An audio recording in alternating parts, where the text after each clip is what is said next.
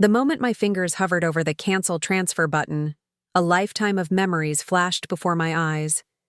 Every birthday cake I'd baked, every late night spent helping with science projects, every college tuition check I'd written, all leading to this moment of reckoning.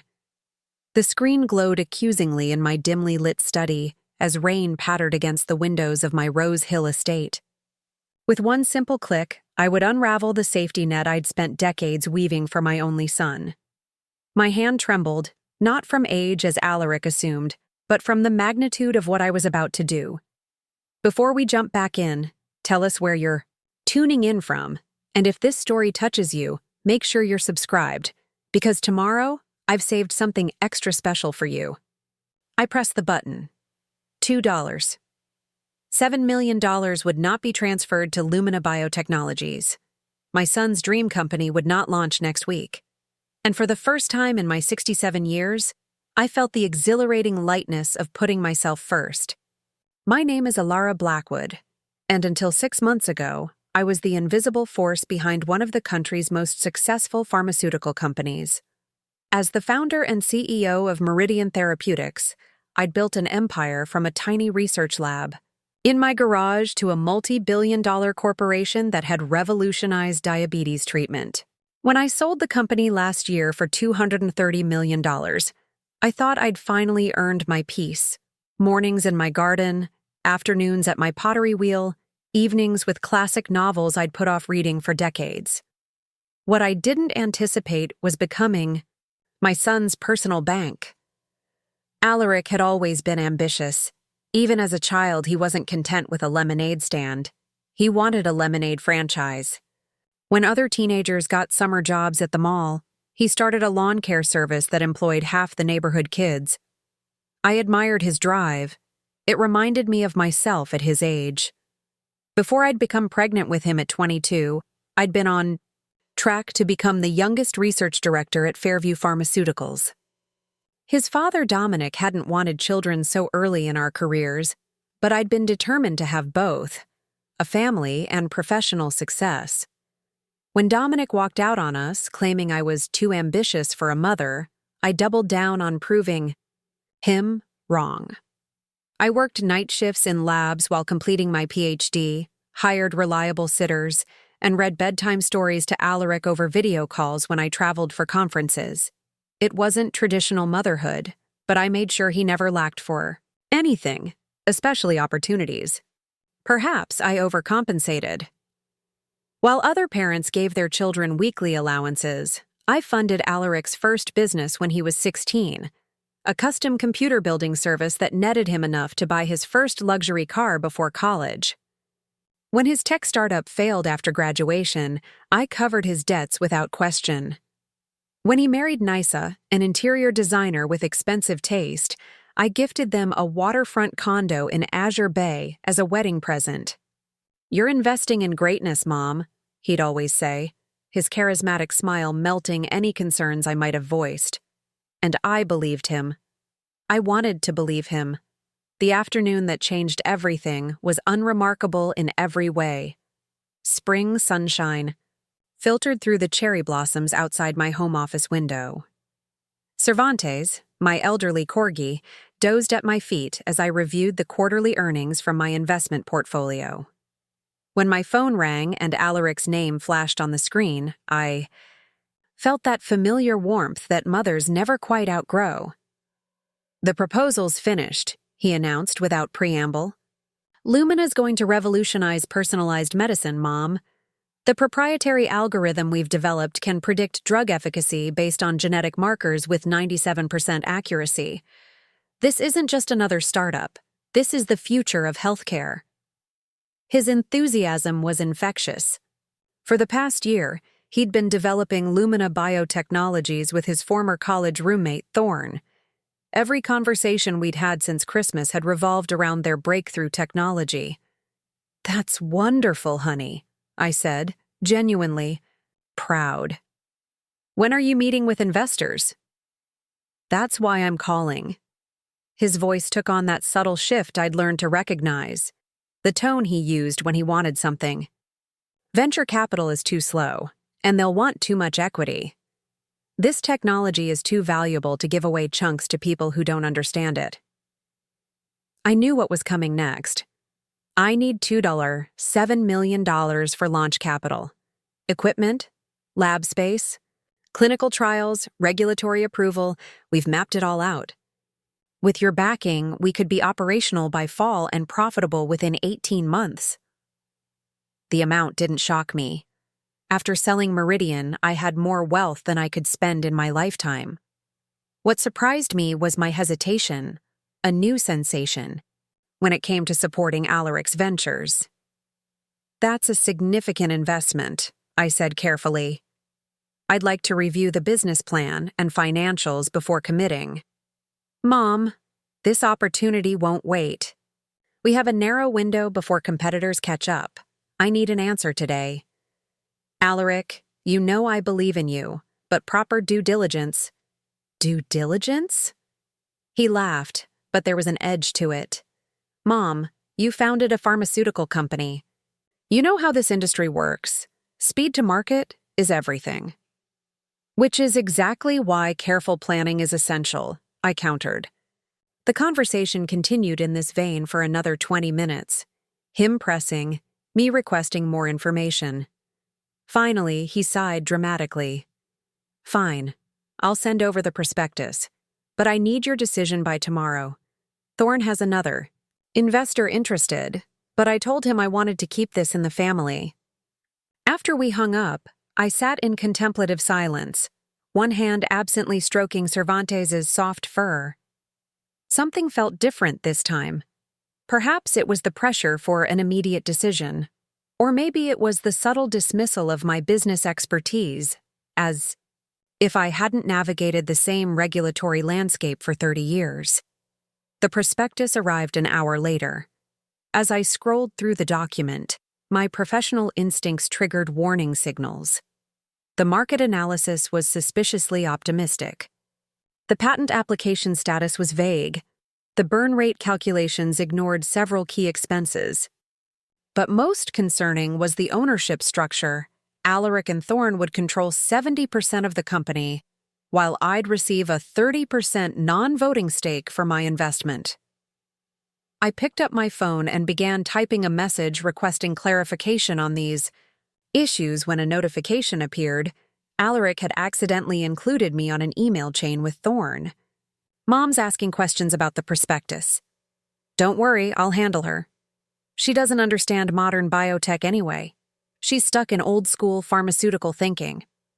Once we get the money, we can adjust the development timeline. She won't know the difference. My finger froze above the screen. I scrolled down to read Thorne's response. Is she getting suspicious?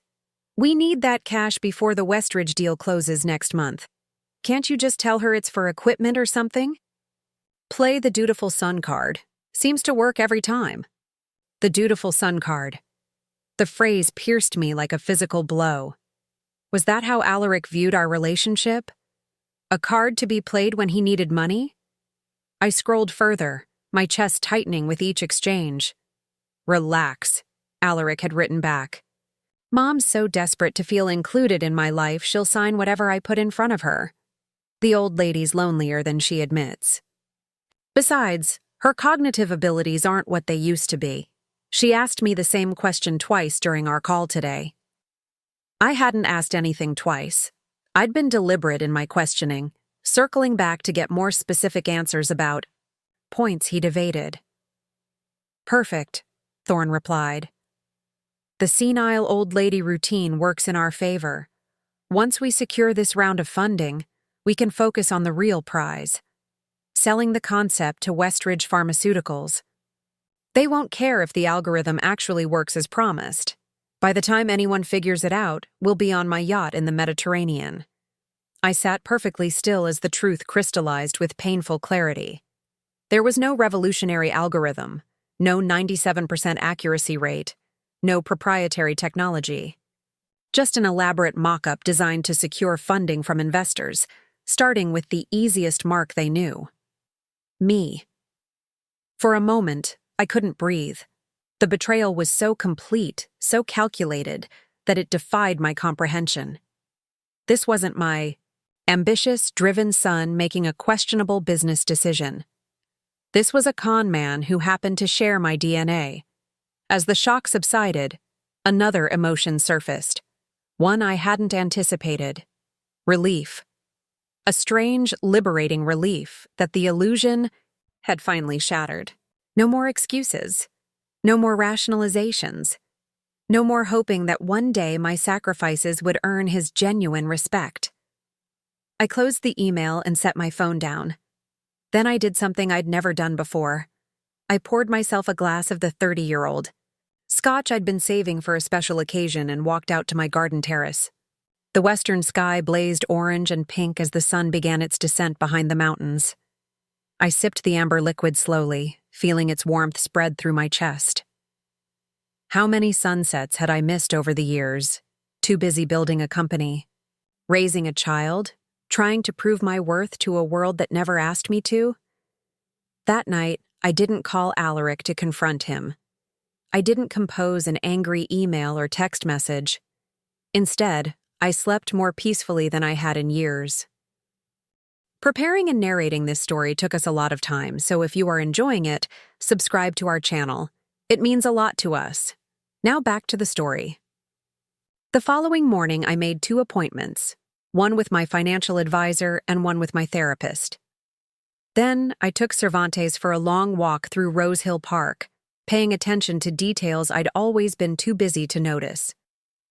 The pattern of lichen on stone walls, the complex songs of nesting birds, the way sunlight filtered through newly unfurled leaves. When I returned home, Alaric had left 3 voicemails and 5 text messages, each increasingly urgent. "Mom, did you review the prospectus? We need to move on this today." "Mom, Thorne's other investor is pressing for an answer. Call me ASAP." "Is everything okay? You always answer by now. Call me back." "Mom, this is getting ridiculous. This opportunity won't wait." "Fine. If you don't want to be part of my success, just say so. I thought you believed in me." I typed a brief response. "Coming down with something. We'll call tomorrow." His reply was immediate. "That's fine, but I need a yes on the funding today. I can handle the paperwork later. Just need your verbal approval to secure the lab space." Of course he did. Instead of responding, I called my old friend and attorney, Imogen Vega. "Elara," her rich voice answered on the second ring. "To what do I owe this pleasure? Don't tell me you're starting another company. Retirement suits you too well." "Not a company," I replied. "I need advice about Alaric." 2 hours later, I had a comprehensive picture of my son's financial situation, and it was far worse than I'd imagined. The Azure Bay condo I'd gifted them was mortgaged to the hilt. 3 credit cards were maxed out. The luxury cars were leased under my corporate entity. And most alarmingly, Alaric had taken out a $450,000 personal loan from Coastal Heritage Bank 3 months ago, using my name as a co-signer. I had never signed those papers. "That's forgery," Imogen stated flatly. "We need to report this to the authorities immediately." "No," I said, surprising myself with the steadiness in my voice. "Not yet. I need time to think." "Elara?" Imogen's tone softened. "I've known you for 30 years. You've always been the most rational person in any room. Don't let maternal instinct cloud your judgment now. This is criminal behavior." "I'm not protecting him," I assured her. "I just need to handle this my way." That evening, as I sat in my study contemplating my next move, the doorbell rang. Cervantes barked once from his bed, then settled back down. He recognized the visitor. Alaric stood on my doorstep, his handsome face arranged in an expression of boyish concern. He'd inherited my green eyes and his father's strong jawline, a combination that had always opened doors for him. "Mom, you weren't answering my calls. I was worried sick." He stepped forward to embrace me, the scent of expensive cologne enveloping us both. I returned the hug with mechanical politeness, then stepped back. "I'm fine, just tired. Come in." He followed me to the kitchen, where I busied myself making tea. His eyes scanned my movements with unusual intensity. "You don't seem sick," he observed cautiously. "Just a headache." I set the kettle on the stove. "How's Nissa?" "She's great. Working on a new client's lake house." He leaned against the counter, trying to look casual. "Did you get a chance to look over the materials I sent?" "I did." "And?" His eagerness was palpable. I turned to face him fully. "I have some concerns about the financial projections." His expression flickered briefly before settling into patient condescension. "Mom, tech valuations work differently from traditional pharma. The metrics you're used to don't apply here. I understand disruptive technologies, Alaric. I've funded enough of them, but even disruptors need solid science behind them." A shadow crossed his face. "What are you saying?" "I'm saying I need proof that this algorithm works as claimed. I'd like to meet with your development team and see a demonstration."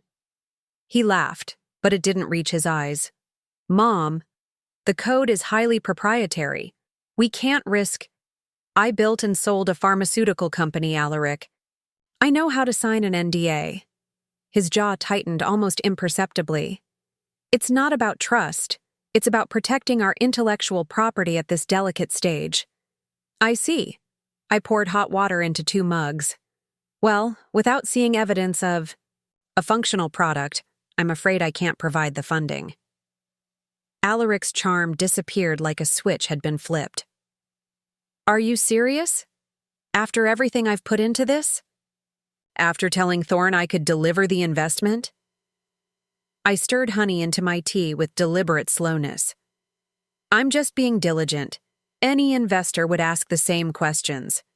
You're not just any investor. You're my mother." His voice rose, sharply. "This is my chance to finally build something significant, to step out from your shadow.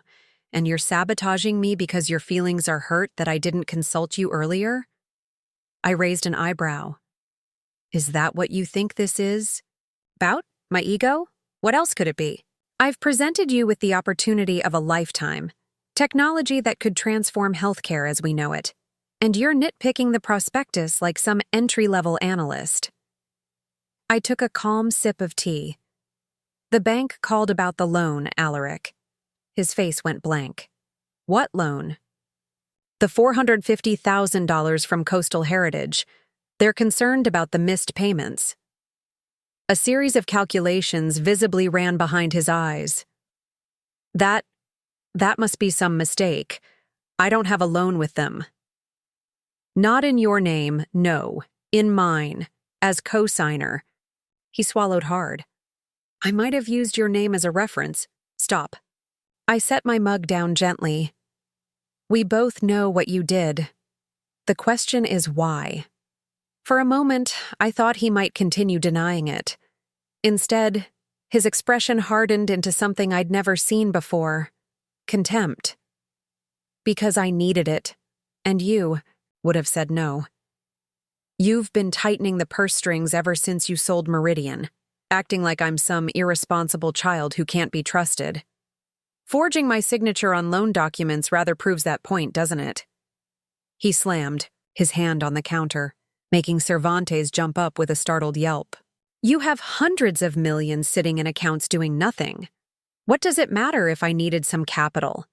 Everything I've built has been to make you proud, to continue your legacy." "My legacy?" I felt an unexpected calm settling over me. My legacy was built on real science, real products that helped real people, not smoke and mirrors designed to separate investors from their money. His eyes widened. "What are you talking about?" "The email chain with Thorne. You accidentally included me." The color drained from his face. For several seconds, he seemed genuinely at a loss for words. Then, remarkably, he laughed. A hollow, unpleasant sound.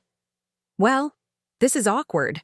I said nothing, just watched as he paced the kitchen, running his hands through his perfectly styled hair.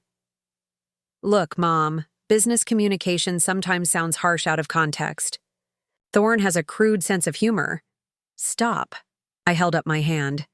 Don't insult my intelligence on top of everything else. He stopped pacing and faced me, something calculating entering his expression. Fine. Cards on the table. Yes, we exaggerated some of the technical specifications. That's how fundraising works these days. But the concept is sound, and with proper funding, we can make it real. And the Westridge deal? Selling them technology you know doesn't work? He shrugged, a gesture so callous it made my heart constrict. Companies acquire intellectual property and concepts all the time. Once they own it, what they do with it is their business. I stared at my son, this stranger wearing Alaric's face, and tried to pinpoint exactly when I'd lost him. Had he always been this person, or had I created him through years of indulgence? Had my attempts to give him everything his father had denied him actually robbed him of something essential? I'll make you a deal, I said finally. I'll transfer $7 million to Lumina tomorrow, as requested. His expression brightened instantly. I knew you'd understand once I explained. On one condition, I continued. You pay back the forged loan immediately, with a written confession of what you did, which I'll keep in my safe. If you ever attempt anything like this again, I'll take it straight to the authorities. He considered this for barely a second, before nodding eagerly. Of course, absolutely. I was going to pay that back anyway as soon as Lumina took off. I'm sure you were. I stood up, signaling the end of our conversation. I'll make the transfer tomorrow morning. Send me the account. Details.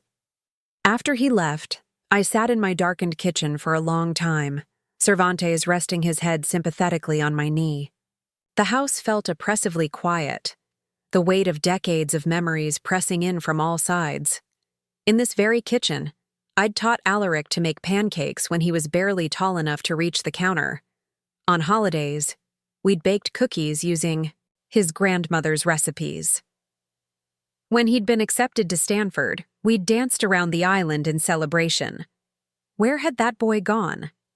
Had he ever really existed? I pulled out my phone and opened my banking app. With a few taps, I scheduled the transfer for 9 a.m. the following morning, plenty of time for a restless night of second-guessing myself. But when morning came, I didn't second-guess. I didn't waver. I didn't transfer the money. Instead, I did something much more significant. The late morning sun streamed through my office window as I closed my laptop with a definitive click. Instead of transferring the $7 million, I had just sent an email to the fraud department at Coastal Heritage Bank. Attached was a detailed account of the forged loan documents, along with a request for an investigation.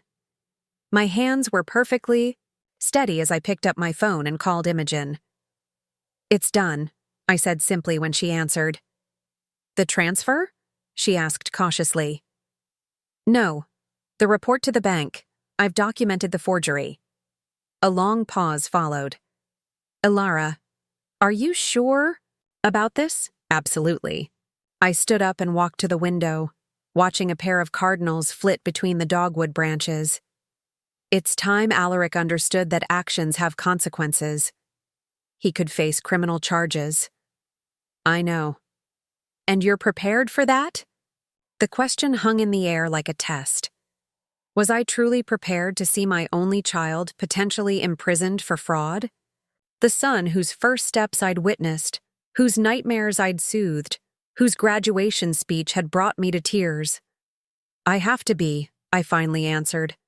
This isn't just about the money, Imogen. It's about who he's becoming. After we hung up, I took Cervantes for a walk to the small lake at the edge of my property. The water was mirror smooth, reflecting the cloudless sky and surrounding pines with perfect clarity. I found a bench and sat, watching a family of ducks navigate the reeds along the shoreline. My phone buzzed. Alaric. Mom, what's going on? The bank just called me about some fraud investigation. I took a deep breath. Yes, I reported the loan. You what? His voice rose to a shout. Are you insane? Do you have any idea what this could do to me? I'm perfectly aware. I replied, maintaining a calm I didn't entirely feel. Just as you were aware of what you were doing when you forged my signature. It's just money. Money you'll never miss. Money that was going to help launch a company. That would have made us both richer. This isn't about money, Alaric. It's about trust. It's about respect. He snorted derisively. Oh, please, don't pretend you're taking some moral high ground here. You're just bitter because you found out I think you're losing it. Well, guess what? This pretty much proves it. What kind of mother reports her own son to the authorities? The kind who's finally stopped enabling destruction, I thought. But I didn't say that. I've also canceled the transfer to Lumina, I said instead. And I've forwarded your email exchange with Thorne to the SEC's fraud division. Dead silence followed. When he finally spoke again, his voice had changed completely. Gone was the righteous anger, replaced by something cold and calculating. You've made a serious mistake, he said quietly. I'm not going down alone for this. When they investigate, they'll find your fingerprints all over my previous ventures. The tax implications alone. Are you threatening me? I interrupted, incredulous. I'm stating facts. We're in this together, whether you like it or not. So I suggest you call off the dogs before we both get hurt. I ended the call without another word, my hand trembling slightly as I set the phone down beside me. Cervantes whimpered and nudged my leg, sensing my distress. I scratched behind his ears absently, my mind racing. Was Alaric bluffing? I'd always been scrupulous in my business dealings, but I had certainly been generous with investments in his various enterprises over the years. Had I been careless? Had I signed documents without proper review, trusting that my son wouldn't implicate me in anything questionable? The thought sent a chill through me despite the warm spring air. I stood up and walked briskly back to the house, purpose replacing uncertainty with each step. If Alaric wanted a fight, he would find me prepared. Back in my study, I spent the next 3 hours pulling records of every transaction between us. For the past decade. Investment agreements, gifts, loans, some forgiven, some repaid. I created a detailed timeline and consulted with both Imogen and my accountant, Xavier. You're clean, Xavier assured me after reviewing everything. Every transaction was properly documented and reported. If anything, you've been excessively transparent with the IRS about your financial support of his businesses.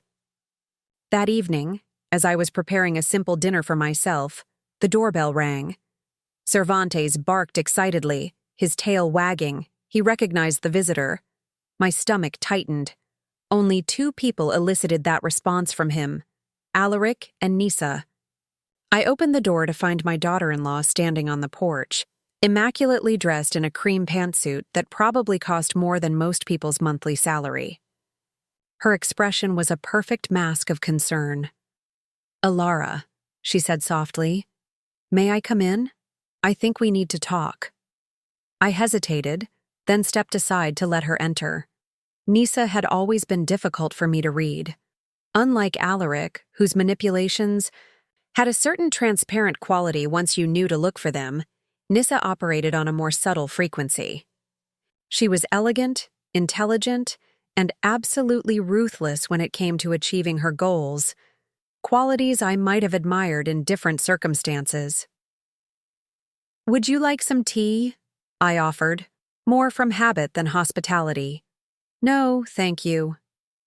She followed me to the living room and perched on the edge of my sofa, her posture perfectly erect. I think you know why I'm here. Alaric sent you to change my mind. She tilted her head slightly, considering. Not exactly. He doesn't know. I'm here. That surprised me. In 7 years of marriage, I'd never known Nisa to act independently of Alaric's interests. I'm listening, I said, settling into the armchair across from her. You've put us in an impossible position, Elara. The bank investigation, the SEC tip. Do you realize what this will do to our reputation? Our future? I didn't put you in this position, Alaric's actions did. She waved this away impatiently. Let's not be childish about assigning blame. What's done is done. The question is how to move forward with minimal damage to all parties. And how do you suggest we do that? Nisa reached into her handbag and extracted a slim folder, which she placed on the coffee table between us. A solution that serves everyone's interests. She slid the folder toward me. Take a look. Inside was a document titled Conservatorship Petition. My name was listed as the subject, Alaric's as the petitioner. I looked up at Nissa, momentarily speechless. It's not filed yet, she explained smoothly. But it could be. Alaric has collected quite a file on your cognitive decline, missed appointments, confusion during conversations, misplaced items. The gardener and housekeeper will testify they've observed concerning behaviors. Your own physician has noted memory concerns at your last physical. Dr. Kessler had done no such thing. I'd been in perfect health at my last checkup. That would be perjury, I said, keeping my voice steady. Would it? Nisa raised a perfectly shaped eyebrow. Elara, be reasonable. You're 67. Memory lapses are expected at your age. Who would question it? Especially when the alternative explanation is that a devoted son is committing fraud against his own mother. I sat very still, absorbing the full implications of what she was proposing. They weren't just threatening me with financial entanglement. They were threatening to take away my autonomy completely. So this is your solution? I finally asked.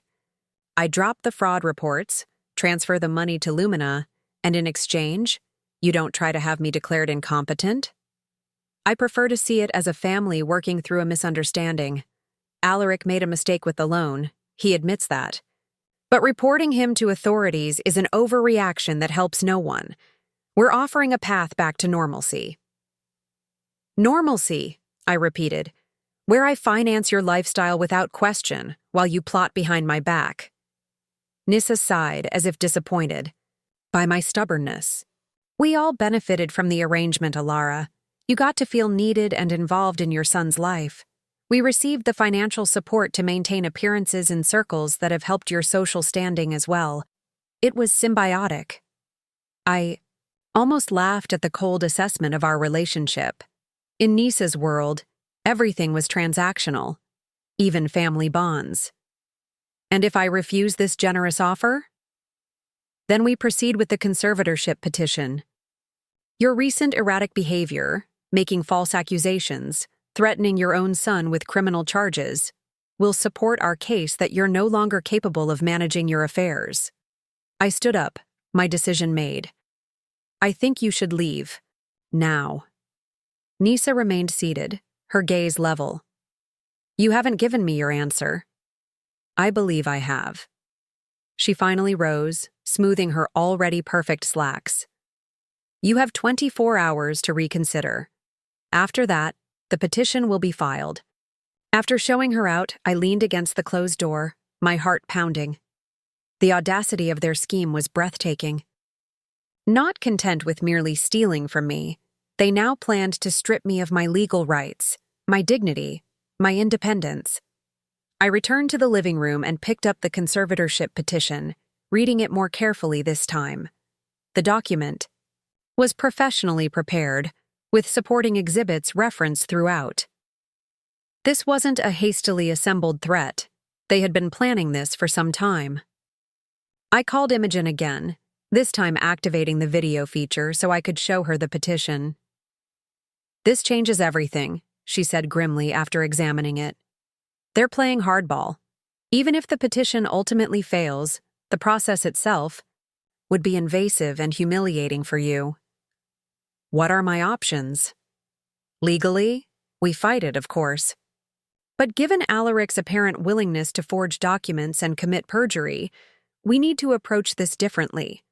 We need evidence of your competence that's irrefutable, and evidence of their conspiracy that's equally clear. I nodded slowly, a plan beginning to form in my mind. I think I know how to get both. The next morning, I called Alaric and asked him to meet me for lunch. I suggested Bellini's, an upscale restaurant downtown where he'd proposed to Nisa 7 years earlier. The sentimental location was calculated. I wanted him to believe I was softening. When I arrived, he was already seated at a corner table, nursing a scotch despite the early hour. He stood as I approached, his expression wary. "Mom," he said, leaning in to kiss my cheek. I allowed it, noting the familiar scent of his cologne, a gift I'd bought him for his 30th birthday. "I'm glad you called." "Thank you for meeting me," I replied, taking my seat. "I think it's time we discussed how to resolve this situation." Relief flickered across his face. "Nisa mentioned you two had talked. I hope you understand we're just trying to protect everyone's interests here." "Including mine?" I raised an eyebrow. "Of course." He had the decency to look slightly abashed. "The conservatorship was just a contingency plan. Obviously, we'd prefer not to go that route." "Obviously," I echoed, opening my menu. "I suggest the risotto." "It's excellent here," we ordered, making painfully polite small talk until our meals arrived. Only after the waiter had retreated did I broach the real subject of our meeting. "I've been thinking about your situation with Coastal Heritage," I began carefully, "and about Lumina." Alaric set down his fork, suddenly attentive. "And? I may have overreacted by reporting the forgery. After all, you are my son. Family should resolve issues privately when possible." "Exactly," he agreed, eagerly. "I made a mistake, Mom. I admit that, but I never intended to harm you." I took a sip of water, watching him over the rim of my glass. "So you say, but trust, once broken, is difficult to repair." "I know." He reached across the table to take my hand. "Let me make it right. Tell me what you need from me." "First, I need to understand exactly what happened with the loan. Why didn't you just ask me directly?" He sighed, withdrawing his hand. "Because you've been increasingly cautious with your investments lately. Ever since selling Meridian, you've been harder to convince. I was afraid you'd say no, and I needed the capital urgently." "For what purpose?" "The loan predates Lumina's formation." He shifted uncomfortably. "There were gambling debts from a private poker game, high stakes. I was sure I could win it back, but—" "You lost more," I finished for him. It wasn't the first time Alaric had found himself in this situation. During his college years, I'd bailed him out of similar trouble twice. "And the money is gone now?" "Not all of it. Some went to the initial Lumina setup, lab deposits, equipment, that sort of thing." "And the rest?" He wouldn't meet my eyes. "Various obligations. Translation, luxury purchases, travel, perhaps more gambling to try to recoup losses." The familiar pattern made my heart ache with a strange mixture of disappointment and resignation. "Here's what I'm prepared to offer," I said, keeping my voice businesslike. "I'll withdraw the fraud report with the bank. I'll cover the outstanding loan payments to bring the account current." His face brightened instantly. "Thank you. I promise." I held up my hand. "I'm not finished. In exchange, you will sign a legally binding agreement acknowledging the debt to me personally with a structured repayment plan. You will also provide full financial transparency going forward, including monthly statements for all accounts, personal and business." The brightness dimmed somewhat. "That seems excessive." "Those are my terms. Take them or leave them." He considered this, clearly calculating whether fighting the fraud allegations would be more painful than accepting my oversight. "And what about Lumina? The funding?" "I'm prepared to invest $500,000. Not the full amount you requested. The money will be dispersed in stages based on verified milestones, with full documentation of how it's being spent." $500,000? He couldn't hide his disappointment. "Mom, that's barely enough to prove the concept you claim to have developed," I interrupted. If the technology is as revolutionary as you say, that should be more than sufficient to create a working prototype and attract additional investors. He fell silent, his jaw working as he processed this drastically reduced offer. Finally, he nodded. All right, I accept. Good. I smiled, though it didn't reach my eyes. Have Thorne prepare a proper business plan with realistic projections and verifiable milestones. I'll have my team review it before any money changes hands. Your team? He repeated. Yes. I've engaged a business consultant to help evaluate the investment. I believe you know him, Raphael Winters. Alaric's face paled slightly. Raphael had been my chief financial officer at Meridian for 15 years. He was brilliant, meticulous, and absolutely uncompromising when it came to financial integrity. He was also one of the few executives who had never been charmed by Alaric. Is that really necessary? He asked, his voice strained. Absolutely. I'm taking your venture seriously, Alaric. That means applying proper due diligence. He nodded stiffly, then forced a smile. Of course. We have nothing to hide. Lunch. Concluded with forced pleasantries. As he walked me to my car, Alaric attempted one more appeal. About the conservatorship paperwork. Nisa should never have shown you that. It was just a contingency we discussed. Nothing more. I hope you know I would never actually file it. I looked at him directly, searching his face for any trace of the little boy who had once held my hand crossing streets, who had made me handmade Mother's Day cards, who had promised to buy me a castle when he became rich. Wouldn't you? I asked softly. He had the grace to look away. As I drove home, I called Imogen from the car's hands-free system. He took the bait, I told her. Schedule the meeting with Raphael for Thursday, and make sure the recording devices were properly activated during lunch. Already processing the audio, she confirmed. Was he explicit enough about the forgery? Crystal clear. He admitted everything, including his gambling debts and the conservatorship threat. Perfect. What about Thorne? Will he cooperate with this charade? Alaric will make him. He's too desperate for the funding to risk refusing my terms. Later that afternoon, I received a text from Alaric. Thorne's on board. We'll have the revised business plan to you by end of week. I forwarded it to Imogen with a simple message. Phase 1 complete. Phase 2 began the following day. I visited my physician, Dr. Abernathy, for a complete cognitive assessment. After 3 hours of testing, she provided a detailed report confirming what I already knew. I was functioning at exceptionally high cognitive levels for my age, with no signs of impairment. You could teach my medical students a thing or two about mental acuity, she remarked as she handed me the report. May I ask why you requested these tests? Are you experiencing concerning symptoms? Not symptoms, I replied carefully. Concerns of a different nature. She nodded, understanding immediately. Family matters? Something like that. This report should address any questions about your capacity, she assured me. I've been your physician for 20 years, Elara. I'd stake my professional reputation on your competence.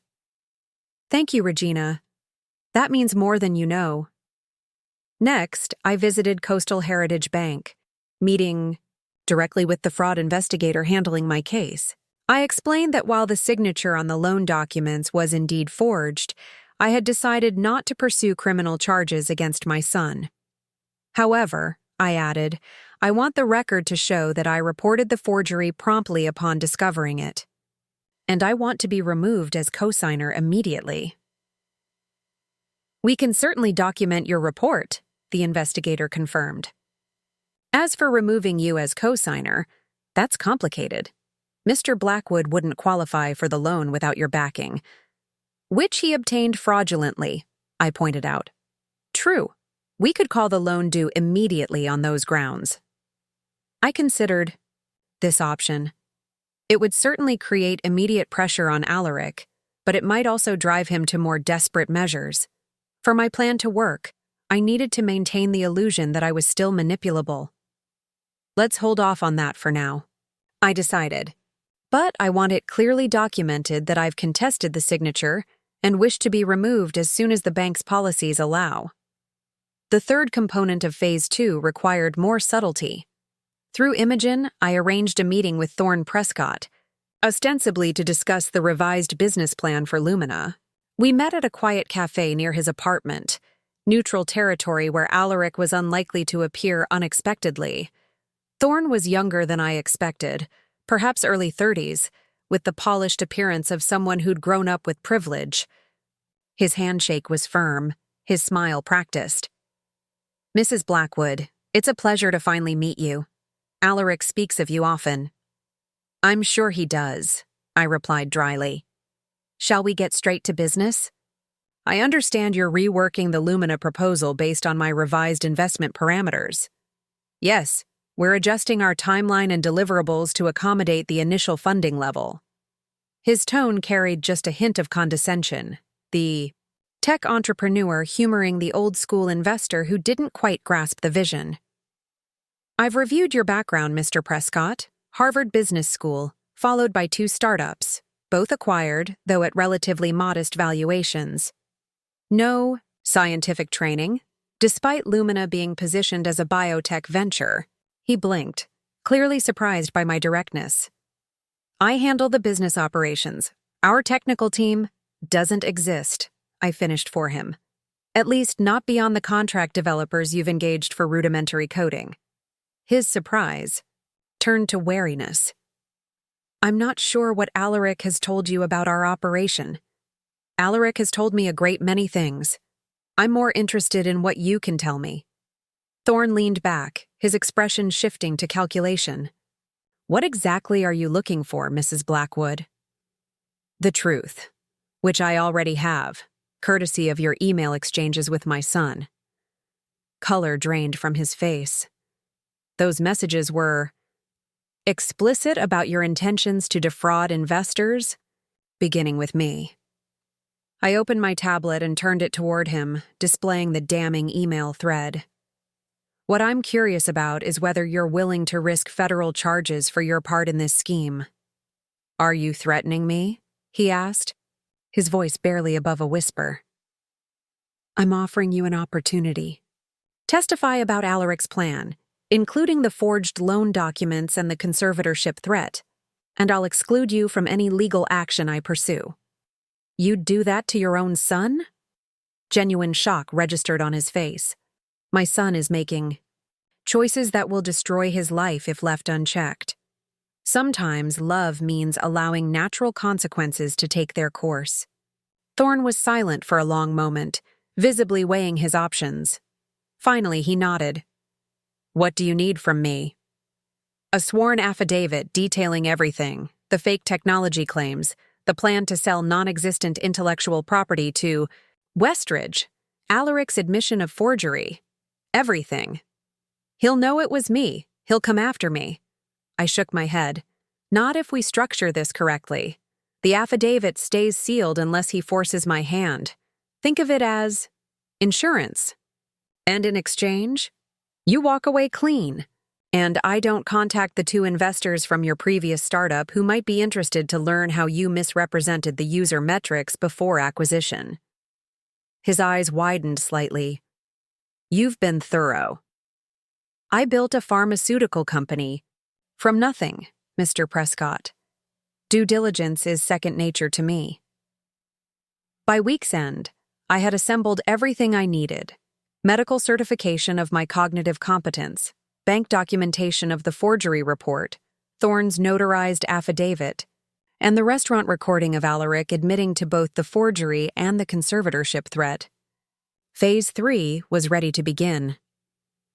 Saturday morning dawned with unusual clarity, the kind that follows a night of decisive action. I sat at my kitchen island, sipping Earl Grey tea and reviewing the document Imogen had prepared, a comprehensive cease and desist letter addressing both the fraud and the conservatorship threat. Its language was precise, unambiguous, and backed by the evidence I'd gathered over the past week. Cervantes curled at my feet, occasionally lifting his head when I shifted position. His steadfast presence had become even more precious to me. Lately, a reminder that unconditional love did exist in this world, even if not always where one expected to find it. My phone chimed with a text from Alaric. Business plan ready for review. Dinner at our place tonight to discuss? Nissa's making that salmon you like. The casual tone was jarring after everything that had transpired.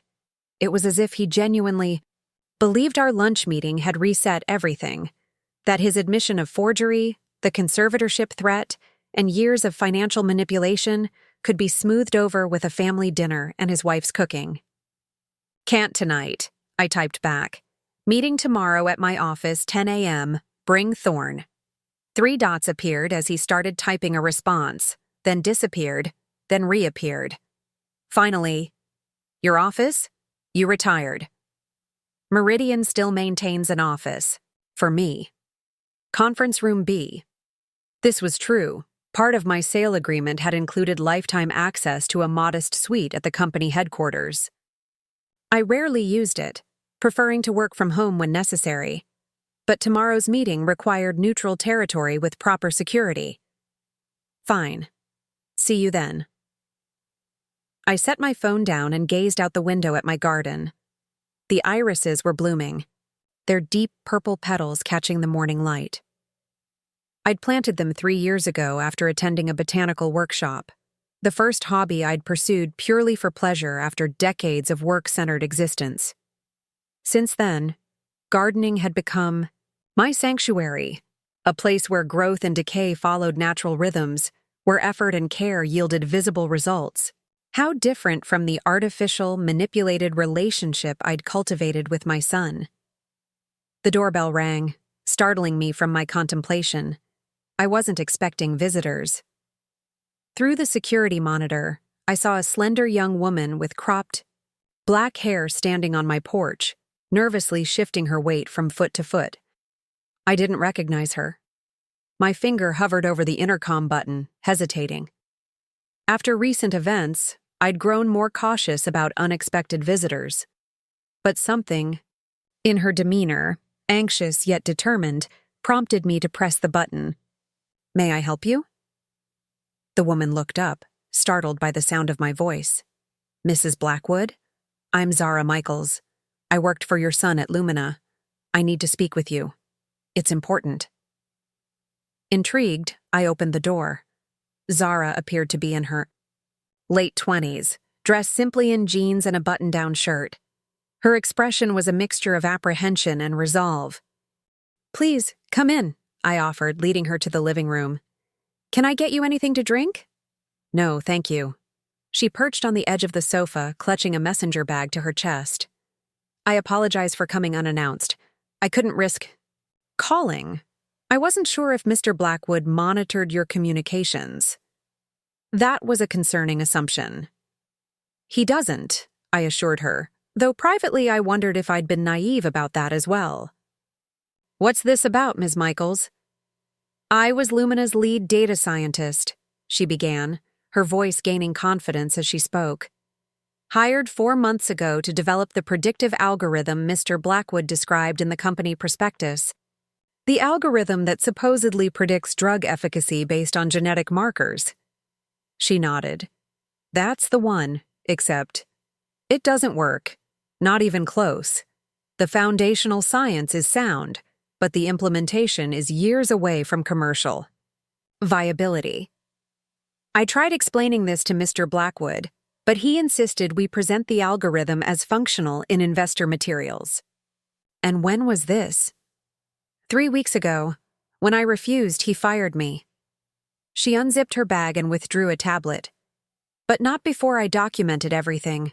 The actual state of the algorithm, the fabricated test results, the investor presentations with falsified data. She handed me the tablet, its screen displaying a folder labeled Lumina Evidence. Why are you bringing this to me? I asked, though I suspected I knew the answer. Because you're his primary investor, according to public records. She hesitated. And because I heard Lumina is about to close a significant round of funding, People could lose millions on technology that doesn't exist. I studied her face carefully, looking for signs of ulterior motives. Her expression remained earnest, her gaze direct. "There's something else you should know," she continued. "Mr. Blackwood hasn't been paying the development team for the past month. He claims the funds are tied up in escrow, but several of us checked with the bank. There is no escrow account." This aligned with what I'd already discovered about Alaric's financial shell game. The loan money had clearly been diverted to personal expenses rather than legitimate business costs. "Thank you for bringing this to me," I said sincerely. "May I keep this tablet temporarily? I promise to return it once I've reviewed the materials." "Of course." She reached into her bag again and handed me a business card. My contact information. "Please let me know if you need anything clarified." After Zara left, I spent several hours reviewing her documentation. It was meticulous, clearly the work of a thorough and principled professional. The contrast between her ethics and my son's couldn't have been more stark. I called Imogen and explained the unexpected development. "This is a gift," she replied. "Zara's testimony and documentation will be invaluable if Alaric decides to fight your cease and desist." "Should I add her materials to tomorrow's meeting?" "Agenda?" "Absolutely. The more comprehensive our case, the less room he has to maneuver." I spent the rest of the day preparing, organizing my evidence and rehearsing what I would say. Not out of nervousness, but from a desire for precision. This confrontation needed to be definitive. There could be no loose ends, no ambiguity that Alaric might exploit. That night, I slept soundly for the first time in weeks. The clarity of purpose had a remarkably calming effect. Sunday morning, I arrived at Meridian's headquarters an hour before the scheduled meeting. The security guard greeted me warmly. Many of the long-term staff still remembered me from my days as CEO. I set up the conference room carefully, placing folders at each seat containing copies of the evidence I'd gathered. At precisely 10 a.m., my former assistant, Vivian, who still worked for Meridian, escorted Alaric and Thorne into the room. Both men were dressed in business casual attire, projecting confidence. Thorne carried a sleek presentation portfolio, presumably containing the revised business plan. Nisa was conspicuously absent. "Mom," Alaric greeted me with a kiss on the cheek. "You're looking well." "Thank you." I gestured toward the chairs. "Please sit down." They complied, Alaric taking the seat directly across from me while Thorne sat to his right. Neither immediately noticed the folders placed before them. "Before we begin," I said calmly, "I want to clarify the purpose of this meeting. We're not here to discuss a potential investment in Lumina Biotechnologies." Alaric frowned. "But you said—" "I'm aware of what I said. That was necessary to ensure your attendance today." I opened my own folder and removed a document. "This is a cease and desist letter from my attorney. It addresses several issues: the fraudulent loan from Coastal Heritage Bank, the false conservatorship petition, and the misrepresentation of Lumina's technological capabilities to potential investors." The color drained from Alaric's face. Thorne remained expressionless, though his gaze flicked briefly to the door as if calculating an escape route. "I suggest you both review the contents," I continued, "particularly the supporting evidence." Alaric opened his folder slowly, his confidence visibly crumbling as he scanned the first page. Thorne didn't touch his. "What is this?" Alaric finally asked, his voice strained. "Some kind of shakedown?" "A shakedown implies I want something from you. I don't. I want something for you. Accountability." He flipped through the pages, his expression shifting from shock to anger. "You recorded our lunch conversation? That's illegal." "Not in this state. Single-party consent is all that's required, and I consented." I turned to Thorne. "Mr. Prescott, aren't you going to review your copy?" Thorne cleared his throat. "I'm familiar with the content." Understanding dawned on Alaric's face. "You son of a bitch. You talked to her." He turned to me, eyes blazing. And you wonder why I kept things from you? Look how quickly you turned. My own partner against me. He made a business decision, I replied evenly. Just as you did when you chose to forge my signature and file a fraudulent conservatorship petition. I never filed it. The intent was clear, as was your intent to defraud investors with non-existent technology. I removed Zara's tablet from my briefcase and set it on the table. Your former data scientist was quite thorough in documenting the actual state of Lumina's algorithm. Alaric's face contorted with fury. Zara? That vindictive bitch. I fired her for incompetence. Her documentation suggests otherwise, as does her academic background and professional reputation. He slammed his hand on the table. This is ridiculous. I'm your son. How can you do this to me? I'm not doing anything to you, Alaric. Your actions have created this situation. By trying to build something of my own? By trying to step out of the great Elara Blackwood's shadow for once in my life? By lying. By stealing. By manipulating. Those were your choices, not mine. He leaned forward, his voice dropping to a dangerous whisper. And now you're going to what? Turn me in? Have your own son arrested? How will that look to your precious social circle? My concern isn't appearances, Alaric. It's your character. You're on a destructive path that will eventually lead to consequences far worse than what I'm proposing today.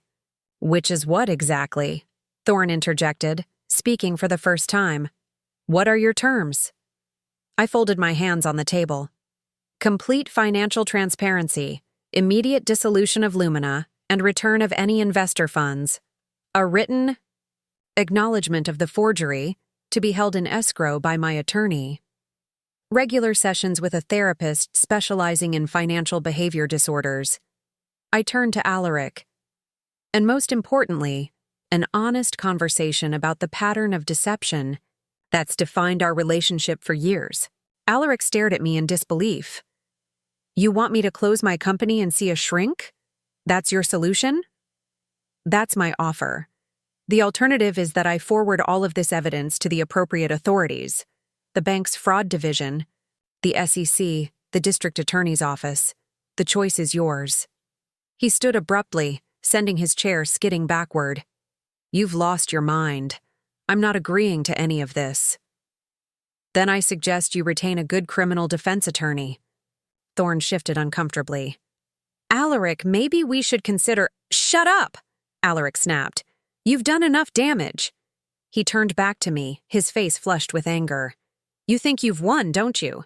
The great Elara Blackwood, always. 3 steps ahead. Well, enjoy your victory.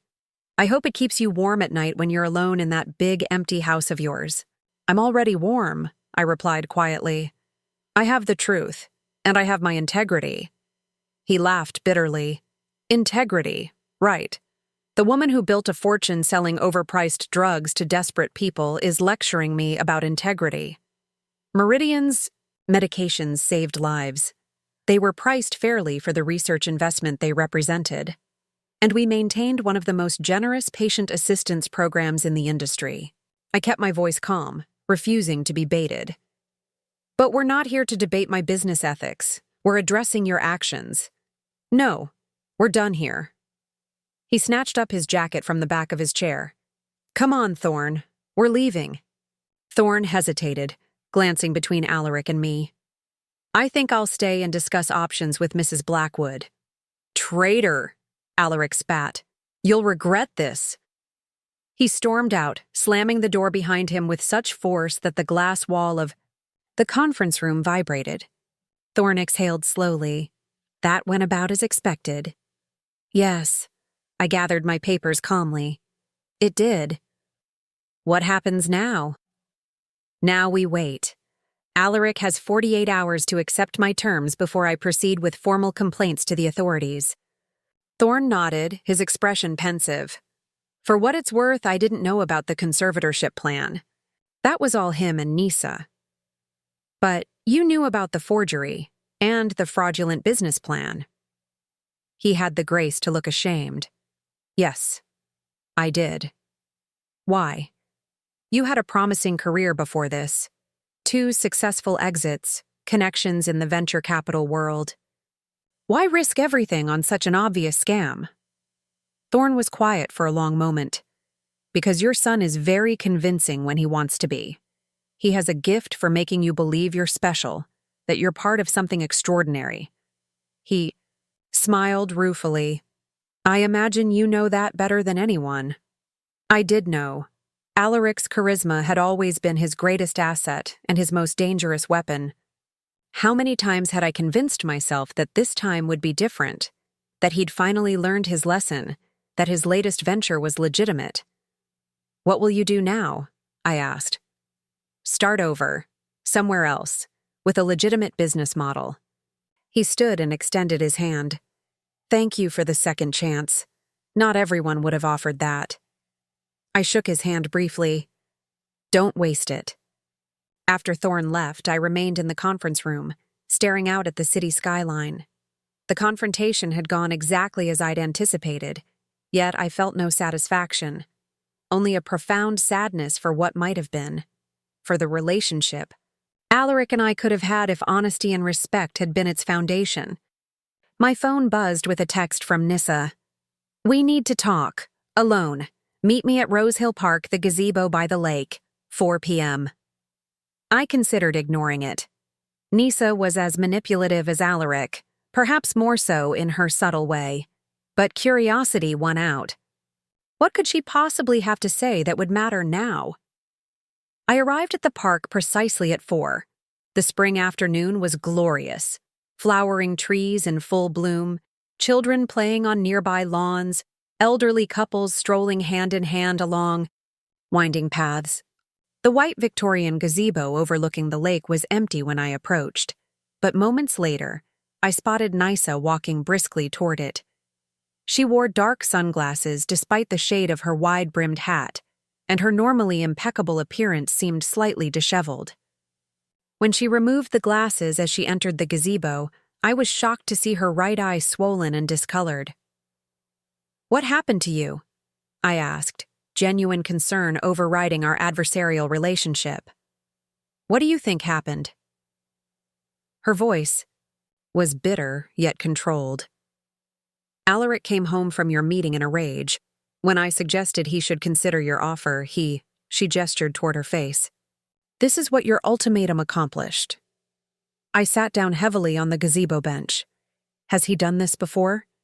Not physically. Emotional cruelty is more his style.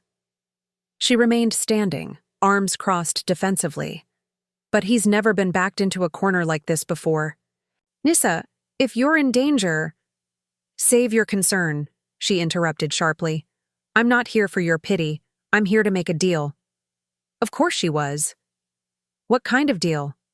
I have documents, financial records, emails, text messages that prove Alaric's involvement in multiple fraudulent schemes beyond what you already know. Things that could send him to prison for years, not months. I studied her face, trying to read beyond the practiced poise. Why would you tell me this? Why turn against him now? She touched her bruised eye gingerly. Self-preservation. I've spent 7 years building a life with Alaric, investing in his dreams, covering for his indiscretions.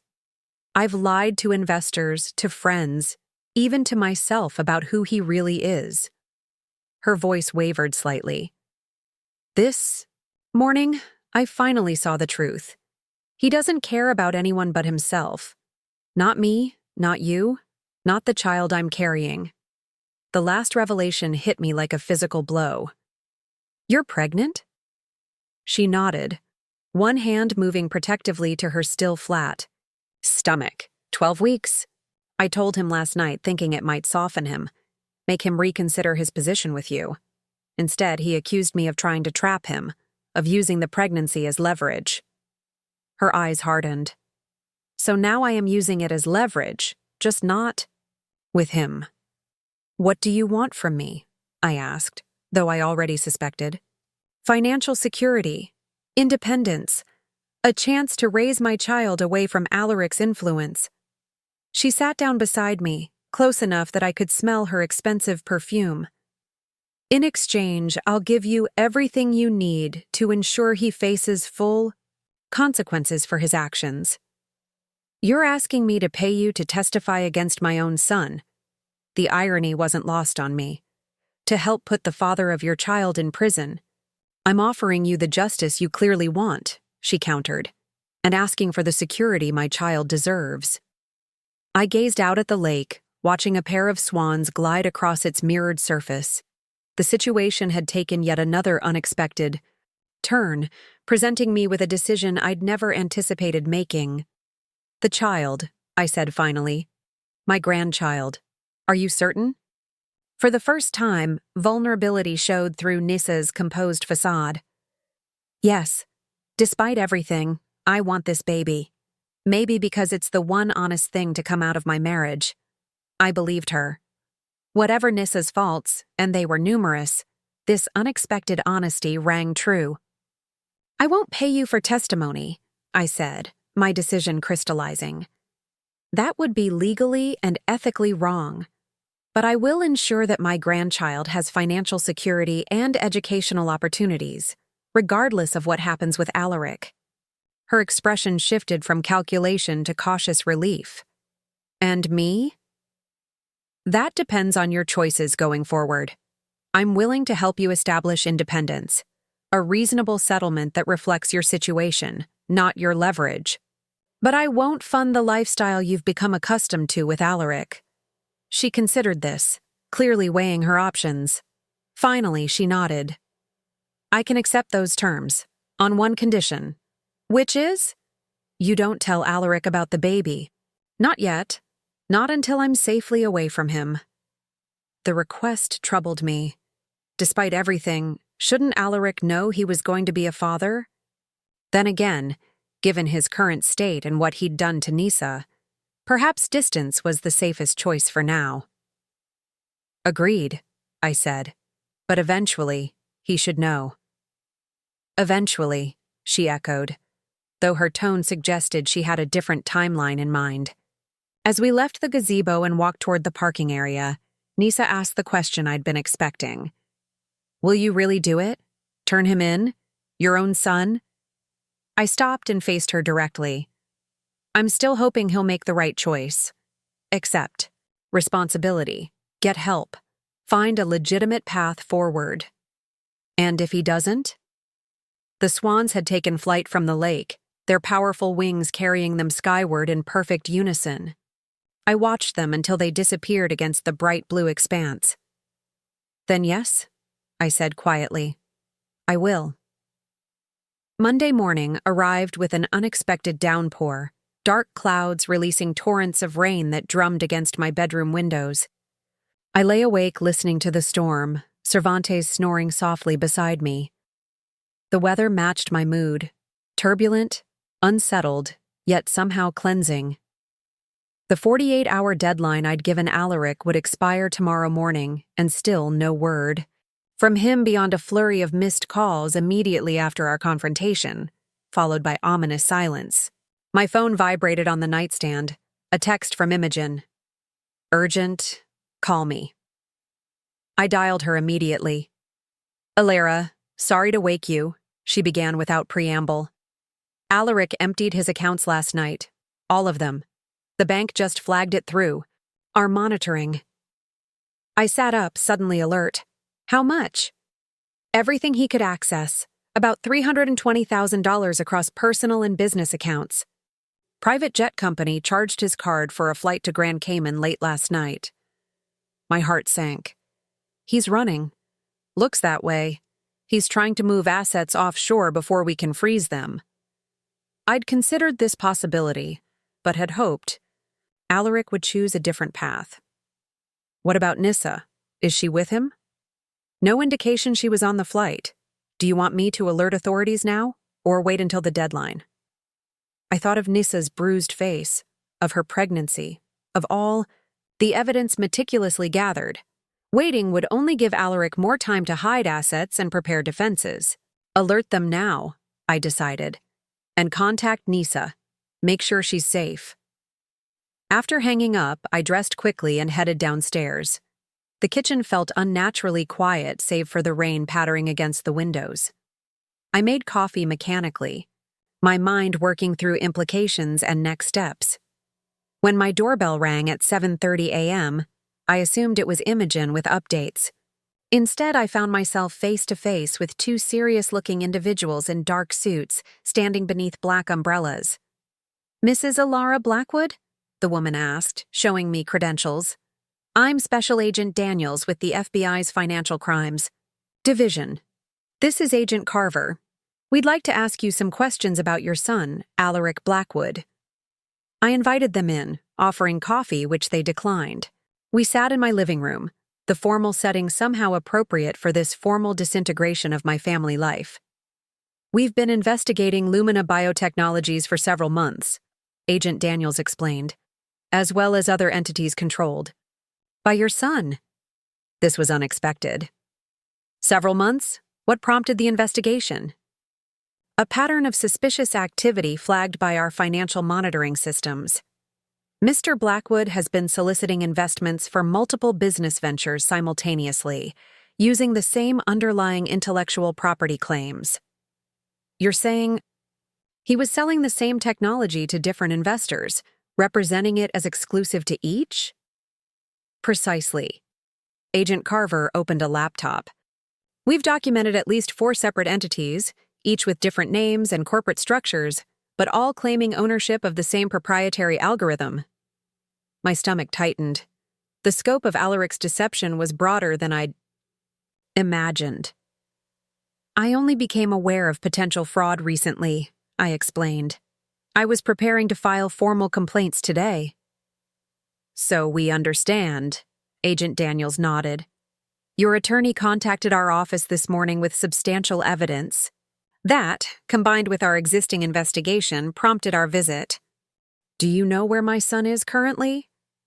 The agents exchanged glances. "We have reason to believe he left the country last night," Agent Carver confirmed. "We're coordinating with international law enforcement. I provided them with everything. I had the recordings, financial documentation, Zara's evidence, and my own detailed account of events." As they were preparing to leave, Agent Daniels paused. "Mrs. Blackwood, I have to ask, did you have any prior knowledge of your son's activities before your recent discovery?" The question carried clear implications. Was I a potential co-conspirator? Had I enabled or participated in Alaric's schemes? "No," I answered honestly. "I invested in his legitimate ventures over the years. I had no knowledge or involvement in these fraudulent activities." She studied me for a moment, then nodded. "We'll need you to make a formal statement at our office. Your attorney can be present." After they left, I called Imogen and updated her on the FBI's involvement. "This changes things," she said gravely. "It's no longer just about the loan or Lumina. They're building a case for wire fraud, securities fraud, identity theft. Serious federal charges. Have you been able to reach Nisa?" "No answer at their residence or on her cell. I've sent someone to check their condo." The rain continued to fall, sheets of water blurring the view from my windows. I found myself moving restlessly through the house, touching objects laden with memories, photo albums, holiday decorations. The antique chess set Alaric and I had played with on quiet Sunday afternoons when he was a teenager. How had we arrived at this point? When had the bright, ambitious boy I'd raised transformed into someone capable of such calculated deception? Or had I simply been blind to who he truly was all along, seeing only what I wanted to see? The call from Imogen came an hour later. "We found Nisa. She's at Rosedale Medical Center. Admitted last night with multiple injuries." What happened? My voice sounded strange to my own ears, distant and hollow. The neighbor called 911 after hearing shouting and what sounded like furniture breaking. When police arrived, they found Nisa unconscious in the living room. Alaric was already gone. I gripped the counter to steady myself. "How serious are her injuries?" Concussion, broken wrist, facial contusions. Doctor says the baby appears unharmed, but they're monitoring closely. I'm on my way there. Elara, wait. The FBI is already at the hospital taking her statement. It might be better if... She's carrying my grandchild, Imogen. I need to be there.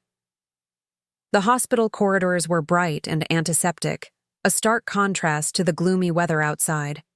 I found Nisa's room easily enough. It was the one with a police officer stationed outside the door. After identifying myself and explaining our relationship, I was allowed entry. Nisa lay propped against white pillows, her normally flawless face marred by deep bruising. A cast encased her left wrist. When she saw me, her expression remained carefully neutral. I told them everything, she said without preamble, her voice raspy. About the forgery, the conservatorship plan, Lumina, all of it. I signed a formal statement. I approached her bedside slowly. I'm not here about that.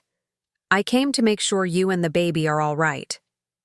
Something flickered in her eyes, surprise, perhaps, or wariness. The doctors say the fetus is stable, no signs of detachment or distress. Good, that's good. I hesitated, then asked the question foremost in my mind. What happened last night, Nisa? She looked away, focusing on the rain-streaked window. Alaric came home after making some calls. He said he had a solution to our problems, that we were leaving the country, starting fresh somewhere without extradition. When I told him I wouldn't go, that I'd spoken to you. Her voice trailed off. He lost control, I finished for her. She nodded almost imperceptibly. I never thought he would. Not like this. He's been verbally cruel before, manipulative, but never physical. Not until yesterday at the gazebo. Her hand moved protectively to her abdomen. When he started throwing things, I told him about the baby, thinking it would calm him down. It didn't. No. He accused me of planning it as some kind of insurance policy, said I was conspiring with you against him. A single tear traced down her bruised cheek. He said he'd make sure I never saw a penny of his money, that he'd be gone before anyone could stop him. I pulled a chair close to her bedside and sat down, feeling suddenly tired beyond measure. He took a private jet to Grand Cayman last night. The FBI is tracking him. They won't find him, she said with quiet certainty. Alaric has been preparing for this possibility for months. Offshore accounts, alternative identities, contacts in countries without extradition treaties. He has a whole escape infrastructure in place. The revelation shouldn't have surprised me, yet it did. Even knowing what I now knew about my son, part of me still wanted to believe there were limits to his deception, lines he wouldn't cross. Do you know where he might go? I asked. I have suspicions. There's a property in Singapore he thinks I don't know about. He has contacts in Dubai, possibly a yacht registered in Montenegro. She met my gaze directly. I'll tell the FBI everything, but you should know. The man you're chasing isn't the son you remember. That person doesn't exist anymore, if he ever did. Her words landed like physical blows, yet I couldn't deny their truth. We sat in silence for several minutes, the only sounds the steady beep of monitoring equipment and the persistent drumming of rain. What will you do now?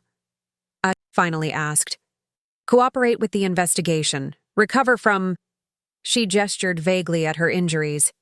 Focus on staying healthy for the baby. And after?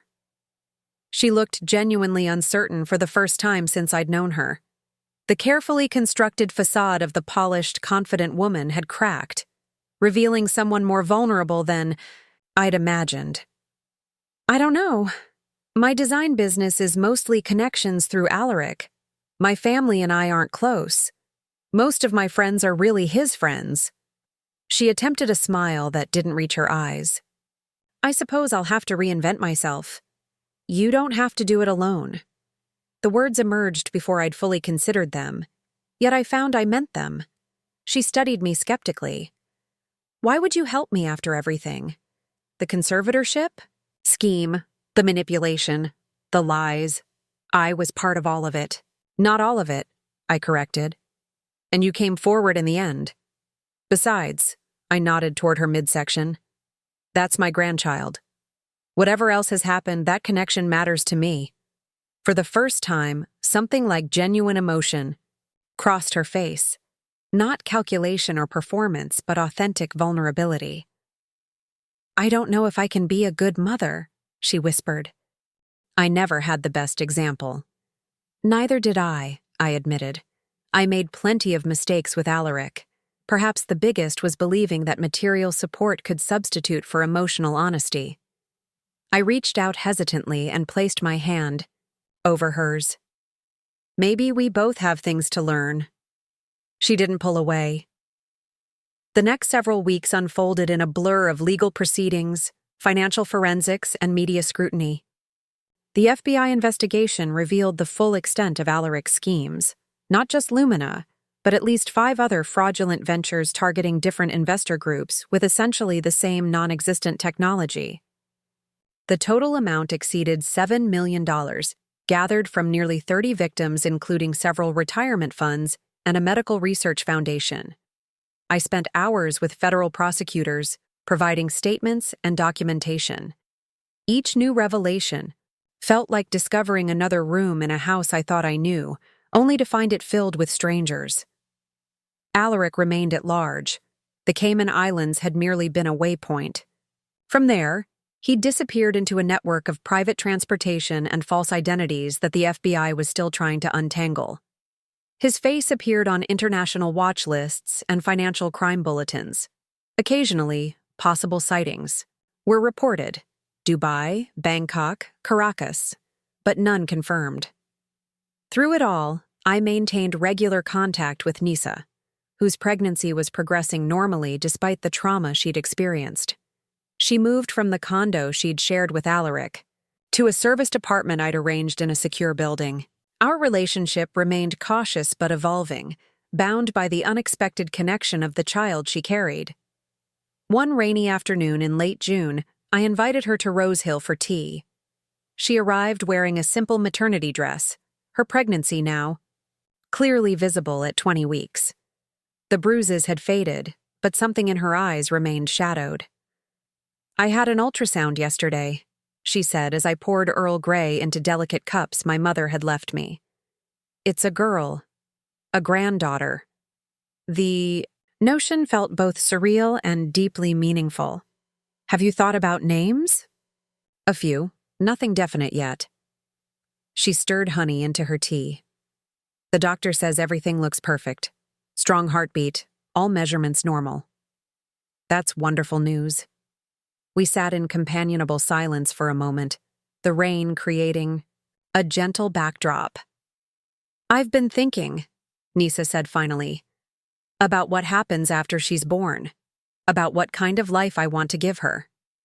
And I don't want her to grow up in the shadow of scandal. I don't want her identity shaped by what her father did, or by wealth that comes without purpose or effort. She set her cup down carefully.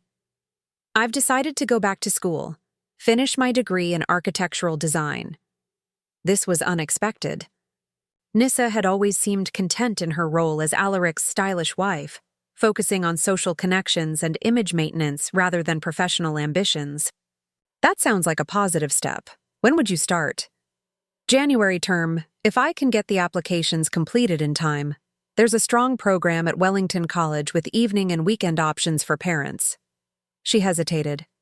I know we discussed your helping with the baby's education fund, but this would be separate. My education, my responsibility. I considered her words. The Nisa I'd first met, calculated, materialistic, focused on appearances, would never have made such a statement. Perhaps the trauma of recent events had fundamentally changed her. Or perhaps, like so many things, I'd never truly seen her clearly. What if we approached it differently? I suggested. Not as charity or obligation, but as investment in both. Your futures. A structured arrangement with clear terms. Her eyebrows raised slightly. What kind of terms? Tuition and childcare costs covered while you're in school. A modest living stipend. In exchange, you maintain good academic standing and develop a business plan for your eventual design practice. When you graduate, you'll have both your degree and seed funding to launch your business. And what do you get from this arrangement? She asked, though her tone held curiosity rather than suspicion. The satisfaction of seeing you both thrive independently, and time with my granddaughter as she grows. I smiled slightly. I'm not getting any younger, Nissa. I'd like to know her. She studied me thoughtfully.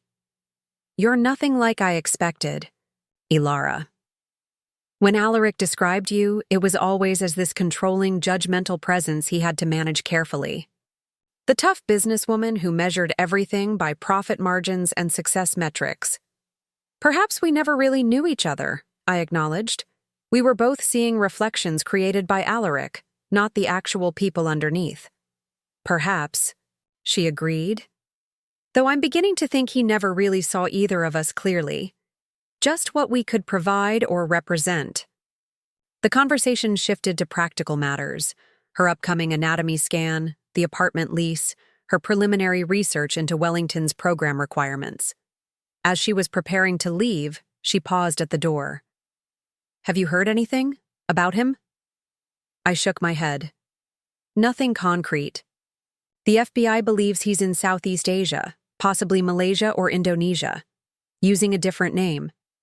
She nodded, her expression unreadable. Sometimes I wake up convinced he's standing over me, watching. Other times it feels like he never existed, at all, like he was some elaborate fiction we both participated in creating. The observation was surprisingly insightful. Do you miss him? I asked gently. I miss who I thought he was, she replied after a moment's reflection. The charming, brilliant man who seemed to have the world at his fingertips. The man who could make me feel like the center of the universe when he focused his attention on me. Her hand moved to her growing belly. But that person was a performance, wasn't he? A character he created to get what he wanted from everyone around him. Yes, I said quietly. I believe he was.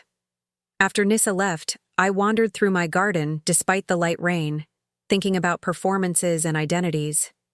Hadn't I also played a role all these years? The successful woman who had it all, career, wealth, family, the mother who could solve any problem with the right strategy and sufficient resources. The mentor who always knew the correct path forward. Reality had proved far messier than any of those carefully constructed narratives. The following week brought an unexpected development. I received a call from Agent Daniels while reviewing quarterly investment reports in my study. Mrs. Blackwood, we've located your son, she said without preamble. He was apprehended attempting to enter New Zealand using a false passport. I set down my pen, my heart suddenly racing. New Zealand? Why would he go there? We're still piecing that together. Preliminary investigation suggests he was meeting with potential investors for yet another fraudulent venture. He had presentation materials for a company called Helix. Innovations, essentially the same concept as Lumina, repackaged. The sheer audacity was staggering. Even as an international fugitive, Alaric couldn't abandon his schemes. What happens now? He's being held by New Zealand authorities pending extradition hearings. Given the severity of the charges and the evidence against him, we expect he'll be returned to U.S. custody within 30-60 days. At that point, he'll be formally arraigned on multiple federal charges. I see. My voice sounded calm, though internally I felt anything but. Will I need to testify? Most likely, yes, but not for some time. The case preparation will be extensive. After thanking her for the update, I sat motionless at my desk, trying to process this new reality. Alaric captured, extradition, federal charges. A trial where I would testify against my own son. The abstract concepts I'd accepted in principle were now concrete events unfolding in real time. I picked up my phone and called Imogen. I just heard, she said as soon as she answered. Are you all right? I'm not sure, I admitted. It's the outcome I expected, the one I helped create. So why does it feel so devastating? She offered. Because despite everything, he's still your son, the child you raised. Wanting justice doesn't mean you stop loving him, Elara. Did I still love Alaric? The question resounded in my mind. I'd certainly loved the little boy with curious eyes who asked endless questions about how things worked. I'd loved the teenager who built complicated models of molecules in our garage, explaining each bond with enthusiastic detail. I'd even loved the young man who'd stood nervously at his college graduation, searching the crowd until he found my face, then breaking into a relieved smile when our eyes met. But the Alaric who had systematically deceived dozens of people, who had forged my signature, who had physically attacked his pregnant wife, who had fled justice only to continue his fraudulent activities abroad. Did I love that person? I don't know who he is anymore, I finally said. The son I thought I had wouldn't have done these things. People are complex, Elara. Perhaps he's both, the son you remember and the man who committed these crimes. Or perhaps neither was real, I countered. Perhaps both were performances designed to get what he wanted from the people around him. Imogen was quiet for a moment. What will you do now? What I've already been doing. Cooperate with the investigation. Support Nissa through her pregnancy. Prepare for my granddaughter's arrival. I gazed out at my garden, where late afternoon sunlight filtered through the trees, and try to understand how we got here. Not just Alaric's choices, but mine as, well. That evening, I pulled out old photo albums, pictures of Alaric's childhood, his graduations, family vacations. In each image, he beamed confidently at the camera, already aware of his ability to charm. Had there been signs I'd missed? Warnings I'd ignored? One photo gave me pause.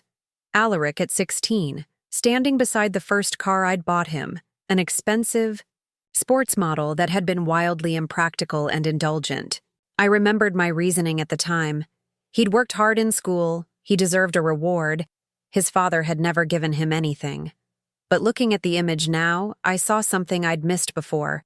Not gratitude in his expression, but entitlement. Not joy at an unexpected gift, but satisfaction at a successfully executed strategy. The phone call came just after midnight. I fumbled for it in the darkness, heart pounding with the irrational fear that always accompanies late-night calls. Mrs. Blackwood? An unfamiliar voice, official-sounding despite the hour. This is Deputy Warden Morales from Auckland Central Remand Prison. I'm calling regarding your son, Alaric Blackwood. My throat tightened. Has something happened? I'm afraid there's been an incident. Mr. Blackwood was found unresponsive in his cell approximately 2 hours ago. Despite resuscitation efforts, he was pronounced dead at 11:37 p.m. local time. The words seemed to come from very far away, their meaning unclear at first. Dead? How? Was he ill? Preliminary investigation indicates suicide. A detailed inquiry is underway, but initial evidence suggests he ingested a substance smuggled into the facility. I'm very sorry for your loss, ma'am. I sat up, switching on the bedside lamp. The familiar contours of my bedroom seemed suddenly strange, as if I were seeing them from a great distance. Are you certain it's him, Alaric? Has used false identities before. His identity has been confirmed through fingerprint matching against FBI records. We're still conducting standard protocols, including DNA verification. But there's little doubt. After gathering what additional information I could, which wasn't much, I ended the call and sat motionless in my bed. Cervantes nudged my hand, with his nose, whining softly at my obvious distress. My son was dead. The brilliant, troubled, manipulative, charismatic man who had brought both joy and devastation to my life was gone. Not after a long legal process. not with the possibility of redemption or reconciliation someday in the distant future, but suddenly, irrevocably, by his own hand. I should call Nisa, I thought distantly, and Imogen. The FBI would need to be notified. Arrangements would have to be made for… What? Repatriation of his body? A funeral? The practical concerns seemed trivial compared to the hollow ache expanding in my chest. Dawn found me still sitting upright in bed. Cervantes curled.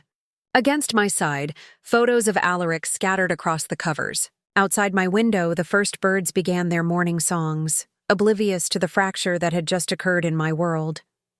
My son was gone, and with him, any possibility of answers, explanations, or eventual understanding. The New Zealand authorities released Alaric's body 3 weeks later. I arranged for cremation rather than repatriation, a decision that felt both practical and symbolic.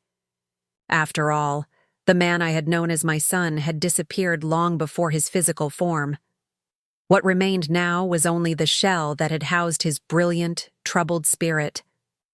When the small wooden box containing his ashes arrived at my home, I placed it on the mantel temporarily, unsure of what final disposition would be appropriate. There it sat, a mute testament to a life ended too soon, to potential squandered, to questions that would forever remain unanswered.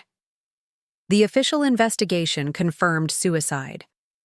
Alaric had somehow obtained a lethal combination of drugs, likely through the same network of criminal connections he'd utilized to flee the country.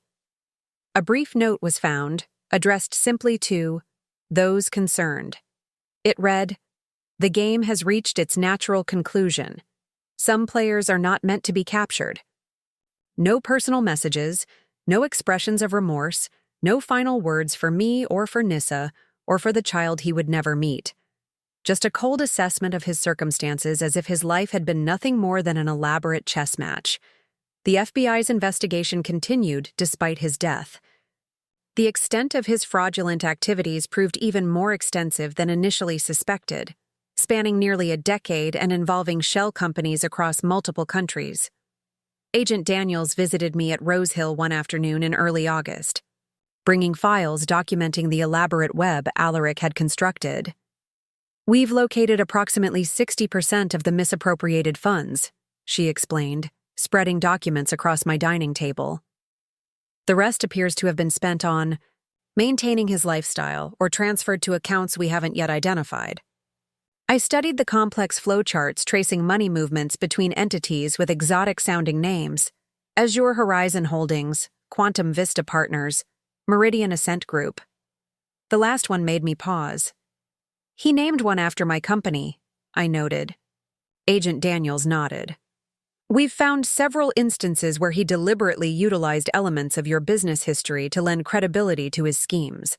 References to your patents, modifications of your corporate structure, even testimonials attributed to your former executives, though most appear to be fabricated." The calculated nature of it all felt like a fresh wound. Not content with taking my financial support, Alaric had appropriated my life's work, twisting it to serve his deceptions. "Several victims have inquired about civil recovery," she continued carefully. "They're aware of your resources and your relationship to Alaric. They want me to cover his debts," I translated, not entirely surprised, even though I was a victim myself. "Some have suggested that your support over the years enabled his activities, yes. Their attorneys are exploring whether that creates any liability." She held up a hand at my expression. "I'm not saying they have a case, just that you should be prepared." I was prepared. Imogen had already warned me of this possibility and had assembled a legal team specializing in financial fraud defense. What I wasn't prepared for was the emotional toll of seeing my son's entire adult life reduced to a criminal investigation. A paper trail of deception, manipulation, and calculated cruelty. "There's one more thing," Agent Daniels said, extracting a final folder from her briefcase. We found this in a safe deposit box in Singapore. It appears to be a journal of sorts, though not a traditional diary. More like notes to himself about strategies and observations. She slid the folder toward me. Inside was a slim, leather-bound notebook filled with Alaric's distinctive handwriting, precise, slightly slanted, with sharp, angular letters that seemed to capture his personality perfectly. "Is this evidence?" I asked, not touching it. "We've digitized the relevant portions for our investigation. This appears to be personal rather than operational. I thought you might want it." After she left, I sat with the notebook before me for nearly an hour before finding the courage to open it. The first entry was dated 12 years earlier, around the time Alaric had graduated from business school. "Mother's weakness is predictable," it began without preamble. "Guilt over working during my childhood creates a reliable pattern of overcompensation. Increased financial requests should be coupled with references to finally building something meaningful or creating a legacy worthy of her example. Physical touches, hand on arm, brief hug, increased success rate by approximately 30%. My hand trembled as I turned the page. Entry after entry detailed his observations about manipulating people, not just me, but professors, girlfriends, business associates, investors. He cataloged their vulnerabilities with clinical detachment, noting which approaches yielded the best results, which emotional triggers were most effective. N responds well to implied exclusivity. He'd written about Nissa during their early relationship. Creates impression of private world others can't access. Maintain artificial scarcity of attention to maximize impact when focused on her. Strategic gifts timed to moments of doubt reinforce pattern of unpredictable reward. It was like reading an anthropologist's field notes, except the subjects were people who had loved and trusted him, and the observations were weaponized to serve his purposes. The most recent entries dealt with his escape plans. Methodical. Detailed contingencies for evading capture, accessing emergency funds, establishing new identities. He'd prepared for every possibility except the one that ultimately befell him, being caught despite his elaborate precautions. As darkness fell, outside my windows I closed the notebook, feeling strangely hollow. The man described in these pages, calculating, manipulative, viewing human connections purely as strategic assets, bore little resemblance to the son I thought I'd raised. Yet the evidence of his true nature was undeniable, written in his own, and I poured myself a glass of wine and carried it out to my garden terrace. The August evening was warm and fragrant with late-blooming roses. Fireflies blinked in the deepening twilight, their ephemeral lights appearing and disappearing like brief moments of clarity in an otherwise confusing existence. My phone chimed with a text from Nisa. "Ultrasound tomorrow at 11. Would you like to come?"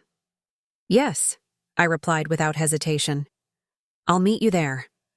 26 weeks into her pregnancy, Nisa had settled into a kind of cautious optimism about her future. The revelation of Alaric's death had affected her strangely, not with grief exactly, but with a mixture of relief and disorientation. "It's like waking up from an intense dream," she'd said when I told her. "Everything that seemed so urgent and significant suddenly isn't." The next morning, I met her at the Women's Health Center, where we watched together as the ultrasound technician captured images of my granddaughter, her perfect spine curving gently, tiny hands opening and closing, the miraculous 4 chambers of her heart beating steadily. "Would you like to know the measurements?" the technician asked, moving the wand across Nisa's rounded belly. "Everything looks right on track for 26 weeks. As she recited numbers, femur length, head, circumference, estimated weight, I found myself thinking about how we measure a life. Alaric had measured his in acquisitions, in successful manipulations, in elaborate schemes executed. I had measured mine in professional achievements, in wealth accumulated, in problems solved. But perhaps those weren't the measurements that truly mattered. After the appointment, Nissa and I walked to a nearby cafe for lunch.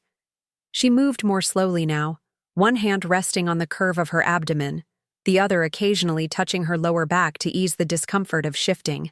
Balance. "Have you decided on a name?" I asked as we settled at an outdoor table beneath a striped awning. "I'm considering Lyra," she replied, adjusting her position to accommodate her changing body. "It means the harp in Latin. It's a constellation of stars." She smiled slightly. I like the musical connection, and the idea that even in darkness, there are patterns of light to guide us. "Lyra," I repeated, testing the sound. "It's beautiful, strong but gentle. Like I hope she'll be." Nisa stirred her iced tea thoughtfully. "I've been thinking about how to tell her about her father someday. What to say when she inevitably asks." It was a question I'd been pondering as well. How do you explain a man like Alaric to the child who will carry his genetic legacy, but never know his touch? "I think," I said carefully, "that you tell her the truth, in age-appropriate ways. That her father was brilliant and charismatic, but made choices that hurt people. That she comes from him but isn't defined by him." Nissa nodded. "And that she has a family who loves her regardless of where she came from." She looked up at me. "You will be part of her life, won't you? Not just financially, but really present?" "As much as you'll allow me to be," I promised. Though I recognize I have my own patterns to break, my own lessons to learn about what real presence means. The conversation shifted to practical matters. The nursery Nissa was planning for her apartment, her upcoming enrollment at Wellington, a pregnancy yoga class she'd joined. Ordinary concerns of an expectant mother preparing for new life, not the aftermath of fraud and betrayal that had defined our interactions months earlier. When we parted that afternoon, she surprised me with a brief hug. "Thank you," she said simply, "for seeing me as more than just an extension of him." Walking back to my car, I reflected on her words. How often had I done the same with Alaric? Seen him primarily as an extension of myself, of my ambitions and expectations? Had I ever truly seen him as a separate person with his own authentic nature, not just the idealized son I wanted him to be? The questions followed me home, where Cervante greeted me with his usual enthusiasm, oblivious to the complexities of human relationships. I took him for a walk around the property, letting him sniff and explore while I continued my internal inventory. For years, I'd measured my success as a mother by Alaric's achievements, his grades, his college acceptance, his business ventures. I'd poured resources into his endeavors without questioning whether they aligned with genuine talent or merely fed his appetite for more. I'd substituted financial support for the harder work of honest communication and appropriate boundaries. And when he'd faltered, I'd seen it as a reflection on my parenting rather than a consequence of his own choices. I'd stepped in to fix problems that perhaps should have been left for him to resolve, denied him the growth that comes from facing natural consequences. Had I enabled his worst tendencies? Certainly. Had I created them? That was less clear. Nature and nurture intertwine in ways too complex to untangle completely. Some seeds flourish in any soil, others require specific conditions to either bloom or wither. As evening approached, I returned to my study where Alaric's ashes and journal still sat on my desk, twin reminders of a life gone astray. What was I to do with these remnants? There would be no funeral. Too many of those who knew him were now his victims. No memorial service celebrating achievements built on deception. I opened the journal again, turning to the final entry, written just days before his arrest in New Zealand. The handwriting was more hurried than his usual precise script, the words slanting sharply across the page. "Mother has finally shown her true colors," he'd written. "All the years of pretending to support my vision, only to betray me when it matters most." Her sanctimony is laughable, as if her pharmaceutical empire wasn't built on the same principles of calculated risk and creative representation of facts. The only difference is she never got caught. I closed the book, a profound sadness washing over me. Even at the end, he'd been unable to recognize the fundamental distinction between building something of genuine value and creating elaborate facades, between taking business risks and perpetrating fraud, between imperfection and criminality. And perhaps that was the true tragedy of Alaric's life, not just the harm he'd caused others, but his inability to discern authentic worth from surface appearance, real connection from strategic manipulation. That night, I dreamed of Alaric as a child, building an elaborate sandcastle at the beach. In the dream, I watched as he meticulously crafted towers and battlements, moats and bridges, his small face intent with concentration. When the tide began to rise, threatening his creation, he frantically built walls to hold back the inevitable, refusing to acknowledge the temporary nature of his work. "Let it go," I urged in the dream. "We can build another one tomorrow, on higher ground."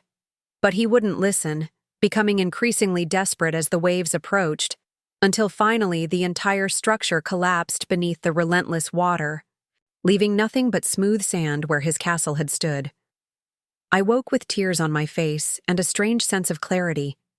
Alaric's life, and my relationship with him, had been built on shifting sand, elaborate constructions that could not withstand the tide of truth. Now that they had washed away, perhaps something more authentic could be built on firmer ground. The morning brought a call from Imogen. "The first civil suits have been filed," she informed me. "3 investors naming you as a co-defendant, claiming negligence for not recognizing and reporting Alaric's fraudulent activities sooner." "Can they prove I knew or should have known?" I asked, already anticipating the answer.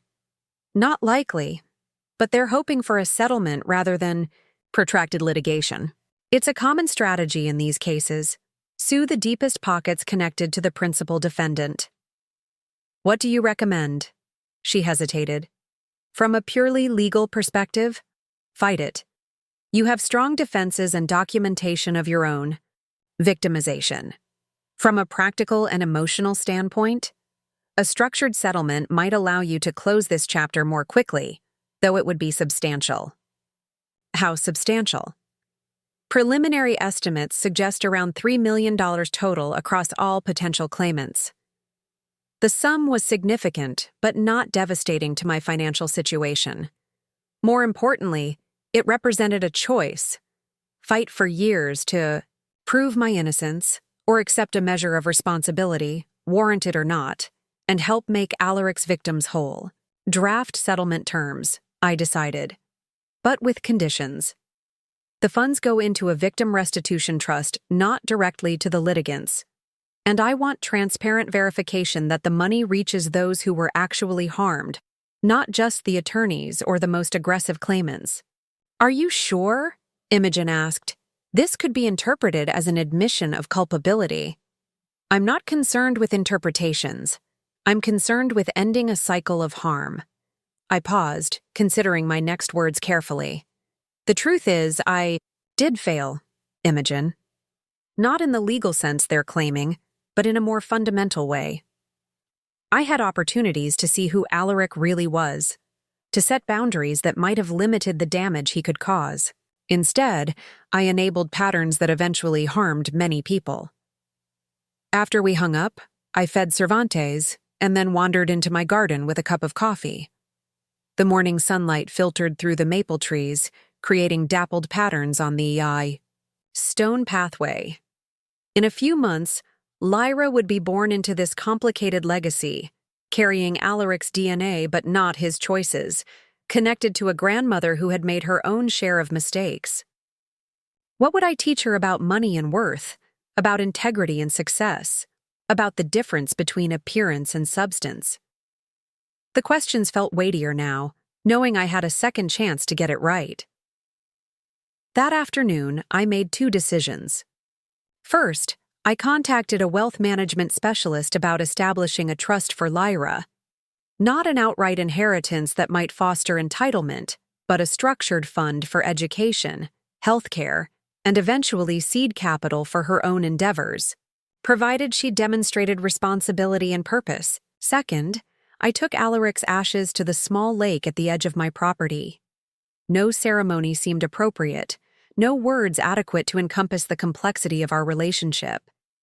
Instead, I simply opened the box and scattered the gray dust across the water's surface.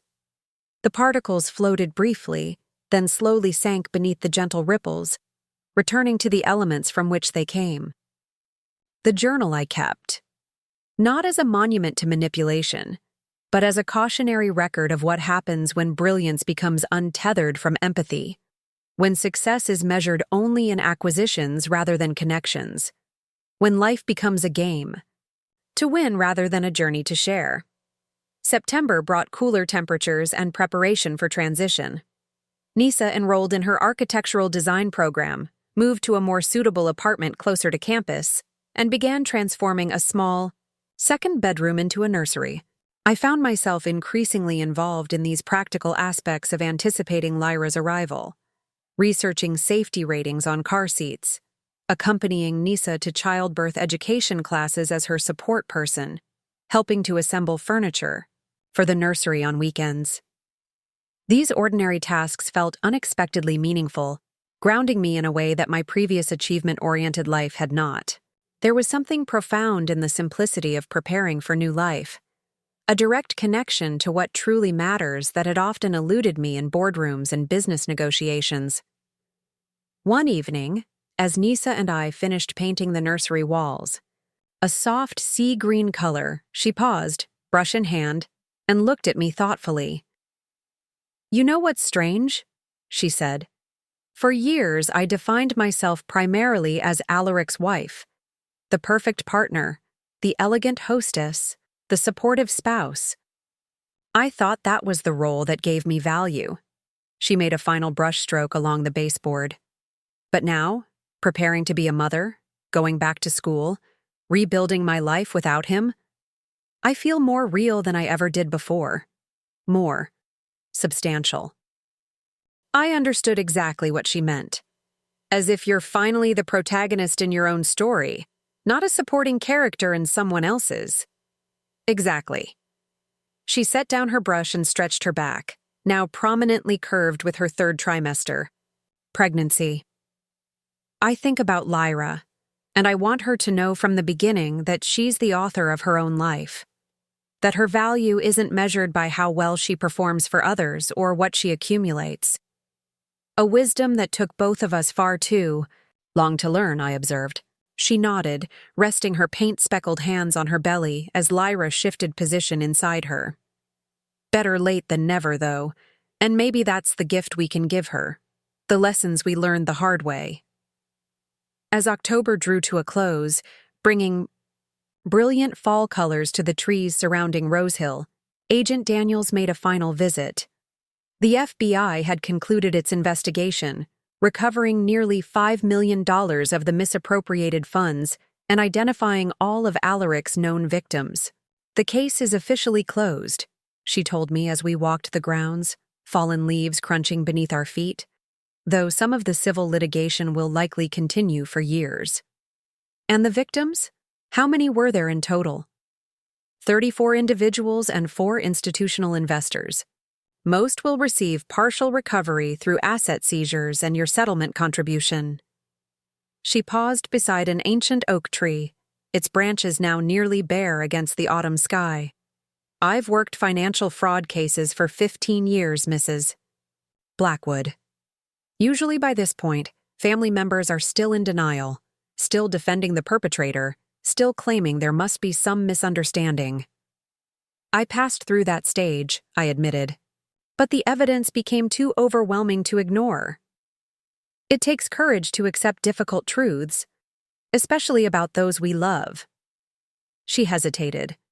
"If you don't mind my asking, how are you doing now, with all of this?" The question was unexpectedly personal coming from the typically professional agent. I considered it seriously before answering. I'm learning to separate grief from guilt, I said finally. To mourn the son I thought I had, while accepting that the man he became was shaped by his own choices as well as my failures. To recognize that loving someone doesn't mean excusing or enabling their worst behaviors. I glanced toward the house, where photos from happier times still sat on shelves and mantels. And I'm trying to focus on the future rather than the past. My granddaughter will be born next month.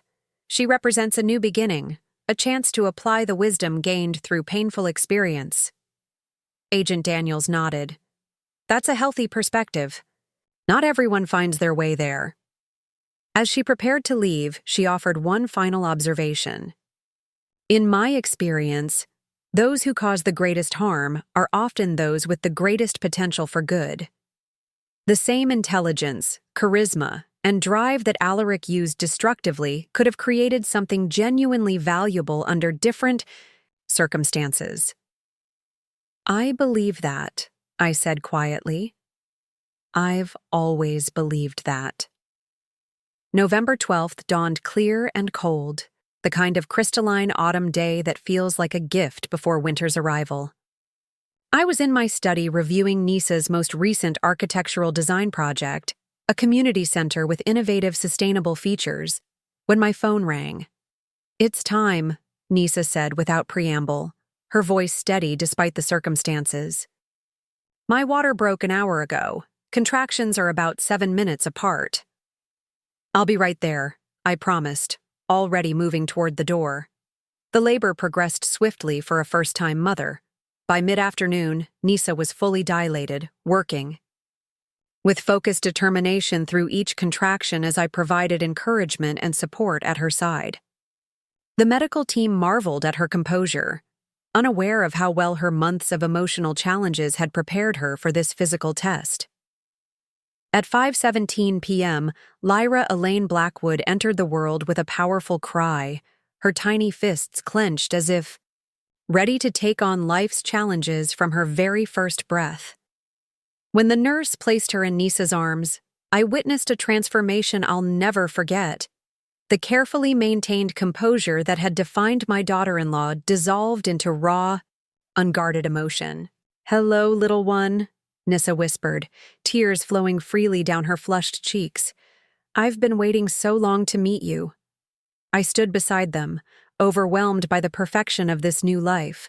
The delicate fingers with impossibly tiny nails, the rosebud mouth that already showed hints of Nisa's shape, the dark wisps of hair that might someday lighten to Alaric's golden brown. "Would you like to hold your granddaughter?" Nisa asked, looking up at me with an expression of open vulnerability I'd never seen before. When Elara was placed in my arms, something shifted in my heart, a sensation of pieces clicking into place, of a circle completed. This small being, 7 pounds of pure potential, represented both an ending and a beginning. The conclusion of one chapter in my family's story and the opening of another with blank pages yet to be filled. "Welcome to the world, Elara," I murmured, gently stroking her velvet cheek. "It's not a perfect place, but it's full of wonder and possibility, and you are so very loved." In that moment, cradling new life in the midst of a journey marked by loss and revelation, I understood something fundamental about the nature of redemption. It doesn't erase the past or undo mistakes made. It doesn't provide easy answers to complex questions of responsibility and consequence. But it does offer the profound grace of beginning again, of applying hard-won wisdom to create something better than what came before. As twilight gathered outside the hospital windows, I gazed down at Lyra's peaceful sleeping face and made a silent promise. I would help guide her with the balance I'd failed to achieve with Alaric, supporting without enabling, loving without idealizing, seeing her for who she truly was rather than who I needed her to be. And perhaps in doing so, I would finally answer the question that had haunted me since that fateful spring day when I canceled the payment on my son's business loan and set in motion the unraveling of a lifetime of deception. Not, "Where did I go wrong?"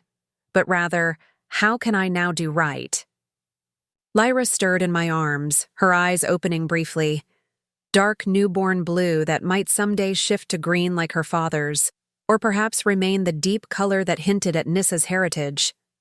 In that momentary gaze, I felt an unexpected connection, across time, to my own mother, to the generations before her, to the women who would come after Lyra herself. We are all links in a chain, I thought, each shaped by those who came before, each influencing those who follow. The chain had been damaged in my lifetime, weakened by patterns of entitlement and deception. But it hadn't broken completely. And now, holding this new beginning in my arms, I understood that while we cannot change the past, we can always choose to forge stronger links for the future. "You're going to be extraordinary," I whispered to my granddaughter as she drifted back to sleep. "Not because of what you achieve or acquire, but because of who you are. And we'll be here to remind you of that truth every step of the way." Outside the hospital window, the first stars of evening appeared in the darkening sky. Among them, invisible in the city's glow but present nonetheless, was Lyra's namesake constellation, a small but perfect pattern of light guiding travelers through the darkness, just as this tiny girl would now guide us toward a more authentic future built on firmer ground than shifting sand. Up next, you've got 2 more standout stories right on your screen. If this one hit the mark, you won't want to pass these up. Just click and check them out.